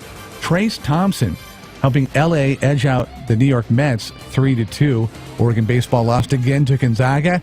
And the Oregon golfer Aaron Weiss won the U.S. Open local qualifier in Bend by 3 strokes, shooting a 567 to move on to the sectionals at Royal Oaks in Vancouver, June 6th. That'll actually be a few days after the NCAA championships right here in Eugene. And Reddit Online had a round-robin bracket poll to see which school had the best logo. Washington State, that's right, Wazoo beat Michigan State to win honors in the finals, while Oregon got beat out by Stanford's S in the second round. Wake Up Call Sports on KPNW, brought to you by Max Muscle, where you can always get a certified nutritionist consultation on Franklin across from Market of Choice. News time, 8:23. KPNW weather brought to you by Ramjack West. Do you have foundation problems? Ramjack can fix that. Get your free quote at ramjackwest.com. Good morning. Today's shaping up to be an almost perfect day out there. If you're headed out in the next few minutes, you're looking at mostly clear skies. Temps right now are in the mid-40s to a couple of low 50s, with light winds out of the north at 5 to 10. This afternoon, high pressure looks to dominate across the state of Oregon, especially here in the valley. That means we're looking at mostly sunny skies. In fact, it'll be hard-pressed to find a cloud this afternoon, but temps, well, they're going to soar into the mid-80s to a couple of low 90s out there. And unlike like the last couple of days, the winds are going to stay light, north by northeast at 5 to 10, maybe a few gusts up to 15. Now, this intense sunshine and warm weather looks to last today and into tomorrow before the high pressure creating it starts to move east. Once that happens, we're tracking a storm system and a powerful cold front set to move up the western seaboard, bringing a 60% chance of isolated showers and thunderstorms Friday afternoon into the evening and a heavy dose of showers Saturday morning. Not to mention this weekend, the highs look to be 20 degrees cooler, back in the mid-60s. Simply put, make sure you enjoy today and tomorrow. They're the best two of all 7. I'm Chief Meteorologist Chris Nation in the NBC 16 Weather Center, hoping you have a great day out there. Ramjack leads the way in foundation repair. Protect your investment. Get your free in-home evaluation at ramjackwest.com. Check out our exceptional online reviews, then choose Ramjack. CCB 146906. Where's your finish line? Set a goal, make a plan, get results. Max Muscle offers customized nutrition plans by a certified nutritionist. Learn what and how much food to eat, when to eat, and how it relates to your body. Stop into Max Muscle today, Franklin Boulevard, across from the Market of Choice. Turn back the clock and engage your imagination as Radio Redux reprises radio days of yesteryear. Performing at the Holt Center on May 20th and 22nd, Radio Redux trains its critically acclaimed retro-modern radio storytelling talents on a tribute to fun detectives like Sherlock Holmes, Nick Carter, Sam Spade, and Joe Friday. Done like a 1940s radio show, Radio Redux is a unique theatrical experience that will delight the entire family. Get your tickets today for the May 20th or 22nd performance of Radio Redux's Radio Days. Built for business. Waiting. No one enjoys it. With Comcast Business, you can do less of it. Because Comcast Business Internet is up to 5 times faster than DSL from the phone company, which means less waiting for things like security backups and file downloads. Plus, it's a better value when you select the fastest plan. So do what nearly 1,000 businesses do every day and choose Comcast Business. Unless you'd prefer to wait. Switch to Comcast Business Internet. Then add 1 voice line and TV for just $34.90 a month for 2 years. And ask about their low price guarantee. Call 800-501-6000 or visit ComcastBusiness.com. That's 800-501-6000. Comcast Business. Built for business. Offer ends 5/31/16. Restrictions apply. Equipment taxes and fees, including broadcast TV fee extra. Compares Comcast 100 megabits per second and 20 megabits per second DSL downloads. Keep District Attorney Patty Perlow fighting to protect you. As District Attorney, Patty Perlow fights crimes and saves taxpayers' money by winning grants to safeguard U of O students, to test untested rape kits, to enforce child support decisions, and to protect victims and witnesses. District Attorney Patty Perlow is fair and honest. That's why Patty Perlow has won support across the political spectrum. The Register Guard called Patty Perlow the clear choice and the real reform candidate. The Eugene Weekly called the election a no-brainer. Patty Perlow has also been endorsed by the Safety and Justice Action Fund, the Lane County Peace Officers Association, the Eugene Police Employees Association, the Springfield Police Officers Association, and Lane County Sheriff Byron Trapp. I'm Lane County Sheriff Byron Trapp. I need Patty Perlow in the District Attorney's Office to continue her important work for our community and law enforcement. Paid for by Keep District Attorney Patty Perlow Committee. The Wake Up Call with Holloway in London, 1120 KPNW. 827 News Radio 1120 KPNW. All right, so the second annual Heroes Challenge is happening this Saturday, this weekend, with law enforcement, military, fire dancers, and a pretty cool obstacle course. Fire dancers? Yeah. And to talk about it, we have Karen Rose with Train Like You Mean It, Jerry Jesvold with Serenity Lane, and Renella Adsid with Branches of Valor. It is a celebration of veterans, law enforcement officers, and first responders, but it's open to anybody, correct? That's correct. Yeah. So what kind of talk about, take us through kind of from last year and what you know is to be like coming this year, kind of take us through a play-by-play of what it looks like. Well, I came last year as a vendor. Train Like You Mean It had a booth at the event, and it was fabulous. And it was primarily focused on veterans at the time. They were just getting started, and I was impressed with the race, with the participation, and with the organization involved. And of course, it was at Camp Harlow. You can't beat that. So this year, we actually participated in helping behind the scenes, and so much more interest was generated as a result of last year's efforts, but also with what we've got going on, Serenity Lane coming on board, Hole in the Wall Barbecue coming on board, several more that Ranella will mention. And for us, it was a natural fit because of the celebration of the first responders, law enforcement, and the vets. We have always appreciated and done what we could in support of those people. And making it a family event the way it is like this, it's an obstacle race, but it's not. It's for fun. We're there to celebrate. We're there to enjoy. And being able to be a part of that at some place like Camp Harlow is a real treat for us and for the whole community, because with everything that's going on in the news these days and law enforcement in particular getting a bad rap, veterans not being supported, first responders not being supported, these things have a national type of impact, and we think that it is for us too. But our community is actually pretty proactive, and our community appreciates, I think, more what we have here. And this is an opportunity for everybody to show that. Jerry, how did you get involved? Yeah. Well, actually, we were approached to be a sponsor, and we talked it over and decided that, Serenity Lane's a nonprofit organization, so we're there to help support in areas other than the treatment of substance use disorders. But the backside of it is we do see an awful lot of combat veterans, EMTs, law enforcement. They're exposed to a tremendous amount of trauma, and that just doesn't go away when they come home to a safe place again, or a safer place, I should say. So we felt it was a good effort to support that and to be recognizing it as anything that we can do to candidly prevent. When I speak publicly, a lot of times I say, I wished I was looking for a job. Unfortunately, that's not the case. So this is just one of the small ways that we can extend that support. Ranella, talk about Branches of Valor, too, because I think people that have listened to the show are familiar with what you and Chris do, but I mean, for people that maybe aren't up to speed, talk about what you guys do. Well, Branches of Valor is a nonprofit organization. We have been around for about 4 years. Our headquarters is here in Eugene. It's an organization dedicated to bring hope and healing to our veterans, first responders, and their families, many of whom are struggling with service-related stress and trauma. So part of the reason why we're doing this event is to help our community to show support for our veterans and first responders. As Karen was talking about, I mean, they are struggling, many of them. We got the highest fatality rate this year for law enforcement officers. It's gone up 70% from last year. We have a lot of veterans. Is that nationwide? Nationwide, yes, it is. And when you say fatality rates, are you talking about on-the-job deaths, or are you talking about self-inflicted? No, on the job.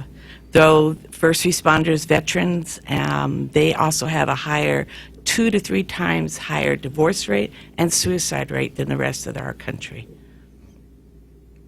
So we have a great opportunity here as a community to come around these families and show them our support and our appreciation, and that's why we started Heroes Challenge. It's a great opportunity to do that.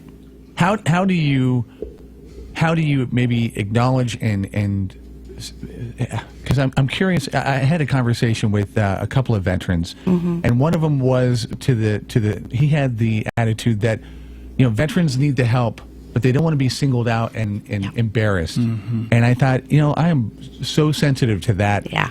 Because you need for people to know and for it to be out there, but it's got to be in the right way. It's got to be in the right manner and the right, with the right attitude. Yeah, it does. I mean, I'm an Army mom and a Marine mom, so I hear you, what you're saying.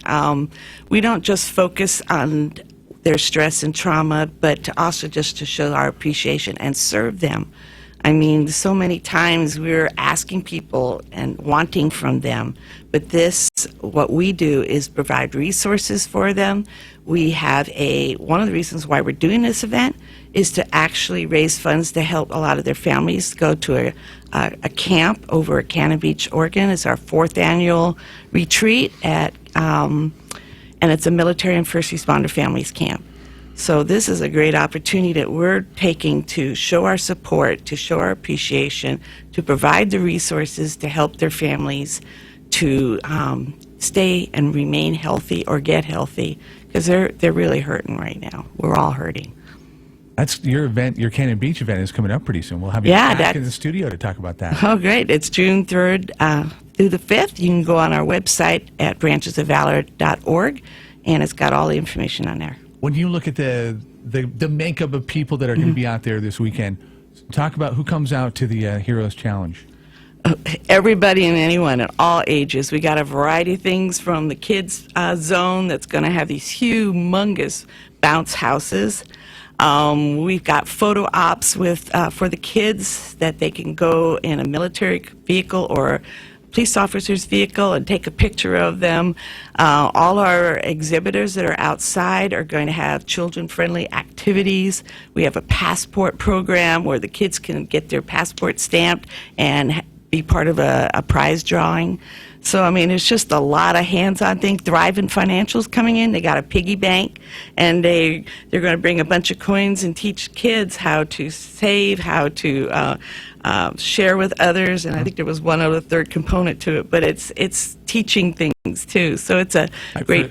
You were started to speak like a foreign language. Save and share. I have no idea what you're talking about. No idea. How much is it going to cost? It's free to come in, free parking. The photo op is $5, which goes to providing those scholarships. But we also have the obstacle course. We have a competitive obstacle course in the morning, non-competitive in the afternoon. The morning one has individual times and team times, and in the afternoon it's non-competitive, and again individual or team times. And so it's a 2.2 mile course. It's not easy, but what we wanted to do is have a lot of fun. It makes you work, but it also is just going to be a real fun course that the families, particularly in the afternoon, can be part of. They can help each other over obstacles. Last year we did that, and it was just really fun because it made families turn to each other or friends groups to help each other over things and help them down and crawl under. And I mean, it's just a fun course. And Eclectic Edge is running that. Yeah, that's right. You need a 2.2 obstacle course, 2.2 mile, and then you need a 0.2 for people that want to. For you, right, That's Rob? a bouncy house. How'd you know, Jerry? How'd you know? What times? What's the time? For the event itself, it's between 9 and 4. So show up anytime out there, Camp Harlow. Yes, and you can go online with Eclectic Edge or on our website at branchesvalor.org to actually sign up as a participant on the obstacle course. So you can sign up ahead of time, or you can show up on the day of an event, and we'll try to get you fit in. How are people going to see Serenity Lane? Are you going to have a booth out there? Well, yeah, I'm sure we are. I was asked to come in and be here today, and so that's one of the things that we're doing in support of it, and then monetarily, of course. And then I've not talked to our marketing director yet as to see what. Yes, you will have a booth. Okay. Yes. Thank you, Kaz. Yes, you will. And a kids' activity, Yeah. and you are part of the passport. All right, program. thanks. And then what Train Should Like You ask Mean It? Kaz. When are we going to see? When are we going to see a new Train Like You Mean It coming up? Oh, Train Like You Mean It will be reopening in Eugene. We have some things in the works that we're not talking Oh, okay. about yet. Oh, like what? That we're not talking about yet. Bill doesn't hear so well. Secrets. But we will be sharing a booth with CERT, the Community Emergency Response Team, and we also will have the disaster response dogs out there. Cindy Eller is bringing a crew with a few dogs that will be hanging out as close to me as possible, I hope, and they'll be part of the the event as well. They'll be wandering around and So interacting. will you be giving free lessons on how to remove somebody's trachea? Because If you come by, I will give you a personal demonstration. Special treatment. That's Cool. right. Cool. Well, she can do that with her bare hand. We have a lot of the law enforcement people coming out. We got the sheriff posse coming out to help with parking. We have the reservists who are helping with security. We have the canine units. We have different various vehicles of all sorts out there. So they're really starting to come in and participate. We also have a military display of vehicles, and I can't remember the name of the group, but the 369th Marines American Infantry Soldier Historical Display. Oh, it's an amazing display. Amazing display. So we're really trying. Lane County Rural Department, the fire department, is bringing out a medical team. So it's a great way to involve them, a great way to shake hands with them and thank them for what they do for our community. And the kids love it. There's so much for the kids to see and do. It's just going to be a great Second annual Heroes Challenge happening Saturday, 9 to 4 out there at Camp Harlow. It's going to be a blast. I think each and every year this event seems to get bigger and better, and I think this one's no different. Everybody, thank you for coming in. Kaz, Jerry, and Renella will be talking about it all week, getting you ready for Saturday right here on 1120 KPNW. The Bloomberg Market Report, sponsored by Pacific Continental Bank, serving your business and community in Eugene for over 40 years. This is a Bloomberg Market Minute. Wall Street is pulling back after its Tuesday rally. The Dow down 116 points, the Nasdaq down 19, and the S&P down 9. After Staples and Office Depot abandoned their merger, a judge ruled in favor of federal efforts to block it. Staples shares are tumbling 17%, Office Depot plummeting more than 40%. Macy's is helping to lead the retreat. First quarter earnings missed estimates by a mile as Macy's continues to try to get shoppers back into its brick-and-mortar stores. Other mall stores are being dragged down with it. Macy's down more than 12%, Nordstrom shares down nearly 7%, and Kohl's down almost 6%. Infinity only lasted about 3 years. Walt Disney is pulling the plug on its Infinity video game division. The announcement comes along with Disney's first quarter earnings report, which is a rare miss versus forecasts. I'm Adrienne Mitchell, Bloomberg. Pacific Continental Bank is proud to call the Eugene-Springfield area home for more than 40 years. As your local banker, partner, and neighbor, we are committed to the health and sustainability of your business and our community. We know it takes more than a loan or deposit to help you succeed. It takes people who know you, your business, and your community. Who says we can't be more than a bank? Pacific Continental Bank, the right bank. Learn more at therightbank.com. Member FDIC. You can't hurry love, but you can hurry down to Three Rivers Casino Resort this May to relive the greatest hits of the 50s and 60s. You guessed it. The Supremes and the Drifters are live in concert May 21st and 22nd in Florence. Tickets are only $14.99 and $19.99. Visit threeriverscasino.com to reserve your seats now. Come make some magic moments at Three Rivers Casino Resort this May. Then, do you feel the need for speed? Race over to Three Rivers Casino and enter our exciting $25,000 Polaris Slingshot giveaway. Earn entries for a brand new Polaris Slingshot now through May 28th in Florence and Coos Bay. Drawing takes place May 28th in Florence, so don't delay. Visit threeriverscasino.com for details. We live life in the fast lane at Three Rivers Casino, where things are luckier here. Holloway in London. Your Infomaniacs on News Radio 1120 KPNW. News Radio 1120 KPNW. Well, one of the fun things about doing this show is we get to talk to a number of authors, and in this particular case, we get to talk to somebody that has been compared favorably to a number of authors that, well, as we get him on, we'll explain it to you. Sean McFate joining us on the Wake Up call this morning. Sean, thanks for being with us. We appreciate it. Let's talk a little bit about your background, which, if we actually spent the entire show talking about it, well, we could spend the entire show talking about it. Tell us a little bit about your background, and what you do besides just writing books. Well, thank you, and it's great to be on the show. I mean, my background is actually I began as a concert violinist wannabe. Had a midlife crisis at age 13 when I realized I couldn't play Carnegie Hall at 17. Became a paratrooper, of all things, in the 82nd Airborne Division. I left that to join the private military world, which to many is, code for mercenary. Right. And I worked Africa for many years. And I left that life, and now I'm writing about it in a fictionalized book, novel called Shadow War. And many people, and this is, I mean, we've heard this before, but the book itself, I mean, does read a lot like, I mean, you can easily make the comparison of Tom Clancy. I mean, in some ways, that's a nice, moniker to have. On the other hand, you want to be your own guy, and then it's also kind of a hefty thing to live up to. How do you feel about that when you have all these different reviewers saying, my gosh, this guy is the next Tom Clancy?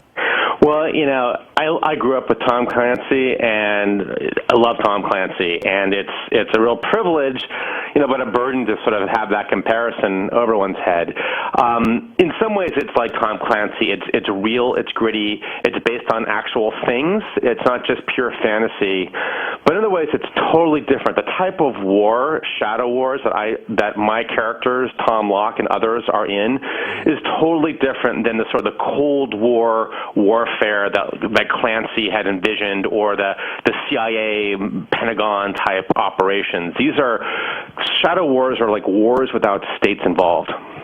Now, something to keep in mind, I mean, you talked a little bit about your military background, that you thought you were going to be a concert violinist and the like, but you've got a PhD. You are a teacher. You've got a degree in international relations from the London School of Economics and Political Science. I mean, you do so much. You're a professor of strategy at the National Defense University.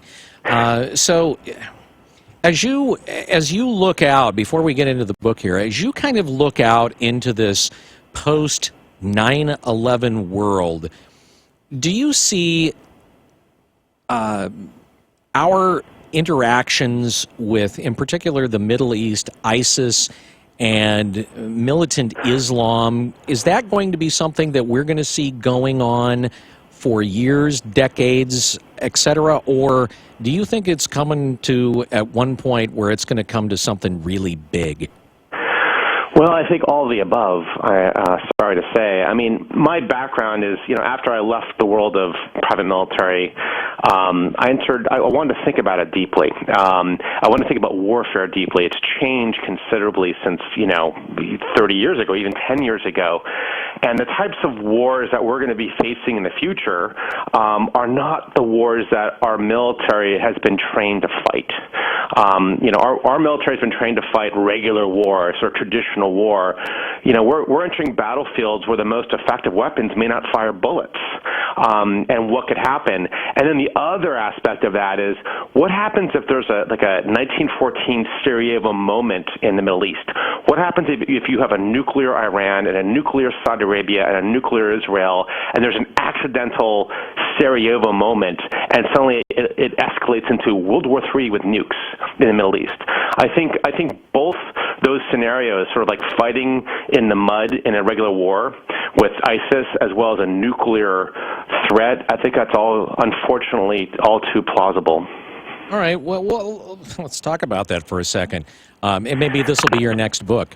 As you look at the situation like that, what does the U.S. do in a situation like that where, they're lobbing nukes at each other in the Middle East? Where do we just stand by and go, can somebody please stop? And do we have? Is there anything that we could even do there? Well, first of all, it is the second book. Okay. I am launching. This is a series of novels. The first one's Shadow War, comes out now, and the second one will come out next year at this time, and we're finishing the draft right now. But it does take place in the Middle East and does address some of these questions. And here's the bottom line is that, there are more than countries and states involved in these conflicts. That's kind of what part of the series, that's the nature of war today. It's not just, there's corporations, there's really rich people, there's religious sects, you name it. And unfortunately, Washington, D.C. has evolved to deal only with states and state bureaucracies. So who do you call when you want to call the Sunni or the Shia? And so there are things that we can do, but we have to find ways to talk to non-state actors as a government, and we're not very good at that. Wow. Where does the idea of private, I guess you would say private defense contractors, like, for instance, you work for Dynacorp International, where do they fall into this sort of, I don't know, gray area? So, mercenaries were outlawed for centuries, but that's how most military history has a lot of private military actors in it. And now this ancient trade has come back to life, mostly because of the U.S. involvement in the Middle East. Having, half of our force structure in Iraq and Afghanistan was contracted. People don't realize that, but half of them were contractors. Now, most people who are carrying guns were not contractors, but we're seeing this world. Everybody's hiring mercenaries now. Nigeria, the Emirates, Putin, Ukraine. This book, Shadow War, talks about how there's mercenaries on both sides of the conflict in Ukraine. And the big question is, what happens when an oil company has its own private army? What happens when a really rich person has their own private army, or their own drone fleet? They can become superpowers, and we're getting to a world now where great powers aren't just states anymore; they're other things too. And what happens when they go to war? How much does that keep you awake at night? I wrote a novel. Yeah, but I know. But I mean, knowing that, how much is that? I mean, are you one of the folks that can just kind of divorce yourself from some of these issues and be able to, for instance, channel it into writing a novel about it, or are you one of those people that sit there and go, God, my kids are going to have it so horrible? Well, I think it does worry me, and I think in some ways the future will have some things in common with the Middle Ages, and that sounds really strange to your listeners, but in the Middle Ages, anybody who could afford war could make it for any reason they wanted to.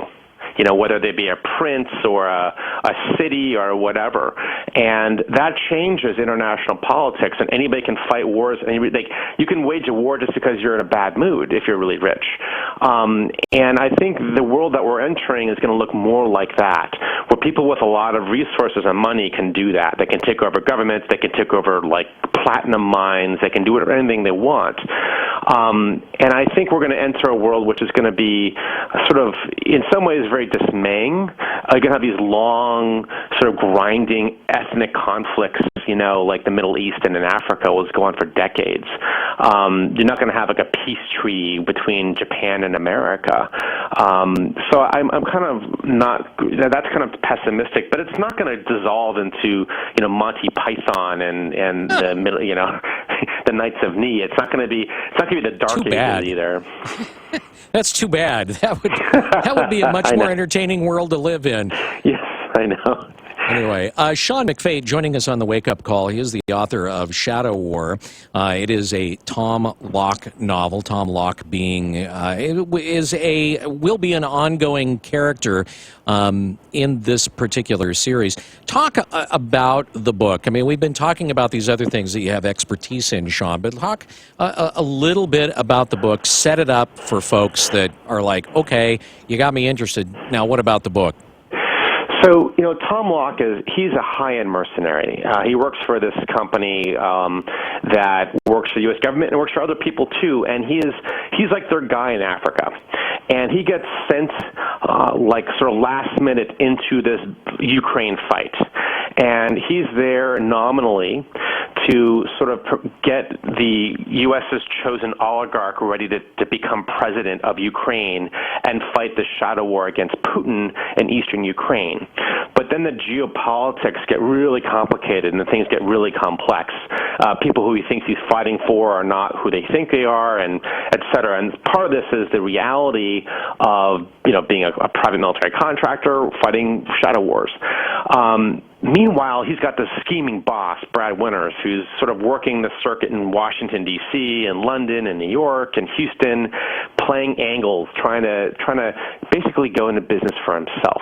So if you can imagine, a Wall Street firm sort of as its own sort of superpower, its own sort of military, that's kind of what he wants to be.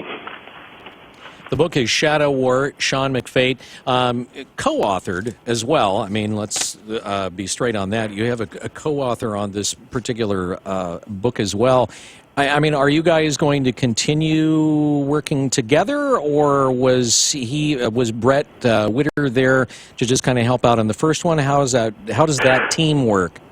So Brett Witter and I are a great team. Brett is a fabulous writer. He co-wrote Monuments Men and some other great books, some New York Times bestsellers. And initially, when I wrote this book, it was a memoir. And to help to make it into a novel, we teamed up together. The idea is we'd write, 2 or 3 books or so together, and then, he would peel off, and I would do it solo. He's been a great person to sort of apprentice with. But we are definitely co-writing this. It's not, he's not like he's ghostwriting or like that. He gets, full, we both share credit. Monuments Men, by the way, was a great read. That was an awesome book. We may have, did we? Was it Brett that we interviewed with that? Was it Brett that we interviewed on that? Anyway, that said, now I'm calling audibles with Rob over here that we did the show with. Fascinating book. Brett, Brett. Sean, we would love to have you back on the show again in the future, maybe talking about other issues than just the book. If that's okay with you, we would love to have you back on the show. Yeah, absolutely happy to. All right.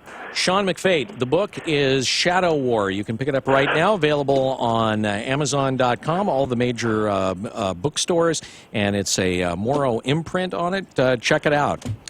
It is News Radio, 1120 KPNW. Thanks, Sean. All right, so you're one of those folks that wakes up in the morning and your back hurts, your neck hurts. Maybe you just wake up and you don't feel like you've gotten any rest at all. One of the reasons may be you're dealing with an old mattress. If your mattress is over 12 to 15 years old, you're kind of past what would be referred to as the expiration date for most mattresses. So this would be the time that you head on down to Sleep Train and say, show me what you have. I need to take one of those free test lay things. And they're going to let you do that. They're going to let you take one of the free test lays. They're going to let you kick a mattress or two. And they're going to get you on your way to years of good sleep. In Eugene, Springfield, and Corvallis, Salem, all over the place. Go take a test lay and find out how mattress price wars can work for you. They really are your ticket to a better night's sleep. I'm Jeremy. And I'm Chris with Home Comfort. When we say the one to call, the one means no matter what the problem. From security lighting, generator systems, panel changeouts, service upgrades, with technicians available 24/7. Or HVAC, from routine cleanings to breakdowns. Home Comfort's an independent American Standard heating and air conditioning dealer. So our highly skilled technicians will ready your house for any season. Make one call to 541-345-2838. Home Comfort, the one to call. This is Shaquille O'Neal. And the Shaquettes. Reminding you that anytime is a good time. Good time. For the cooling, drying, fresh scent of Gold Bond powder spray. Like after the gym. Or a crowded elevator ride. Or golf. Or working with farm animals. Or a hard day's work. Like sportscasting. You said it, ladies. Stay cool with Gold Bond powder spray. Stay cool with Gold Bond. If you want to work until you drop, reduce your standard of living in retirement, or lose more of your hard-earned money in the stock market, then just ignore me. But if you'd like to generate a steady, predictable income, I'm talking real wealth and financial security for as long as you live, then listen to this. A free report is now available that reveals the money-making secrets Wall Street and the banks don't want you to know. It reveals how you can get guaranteed growth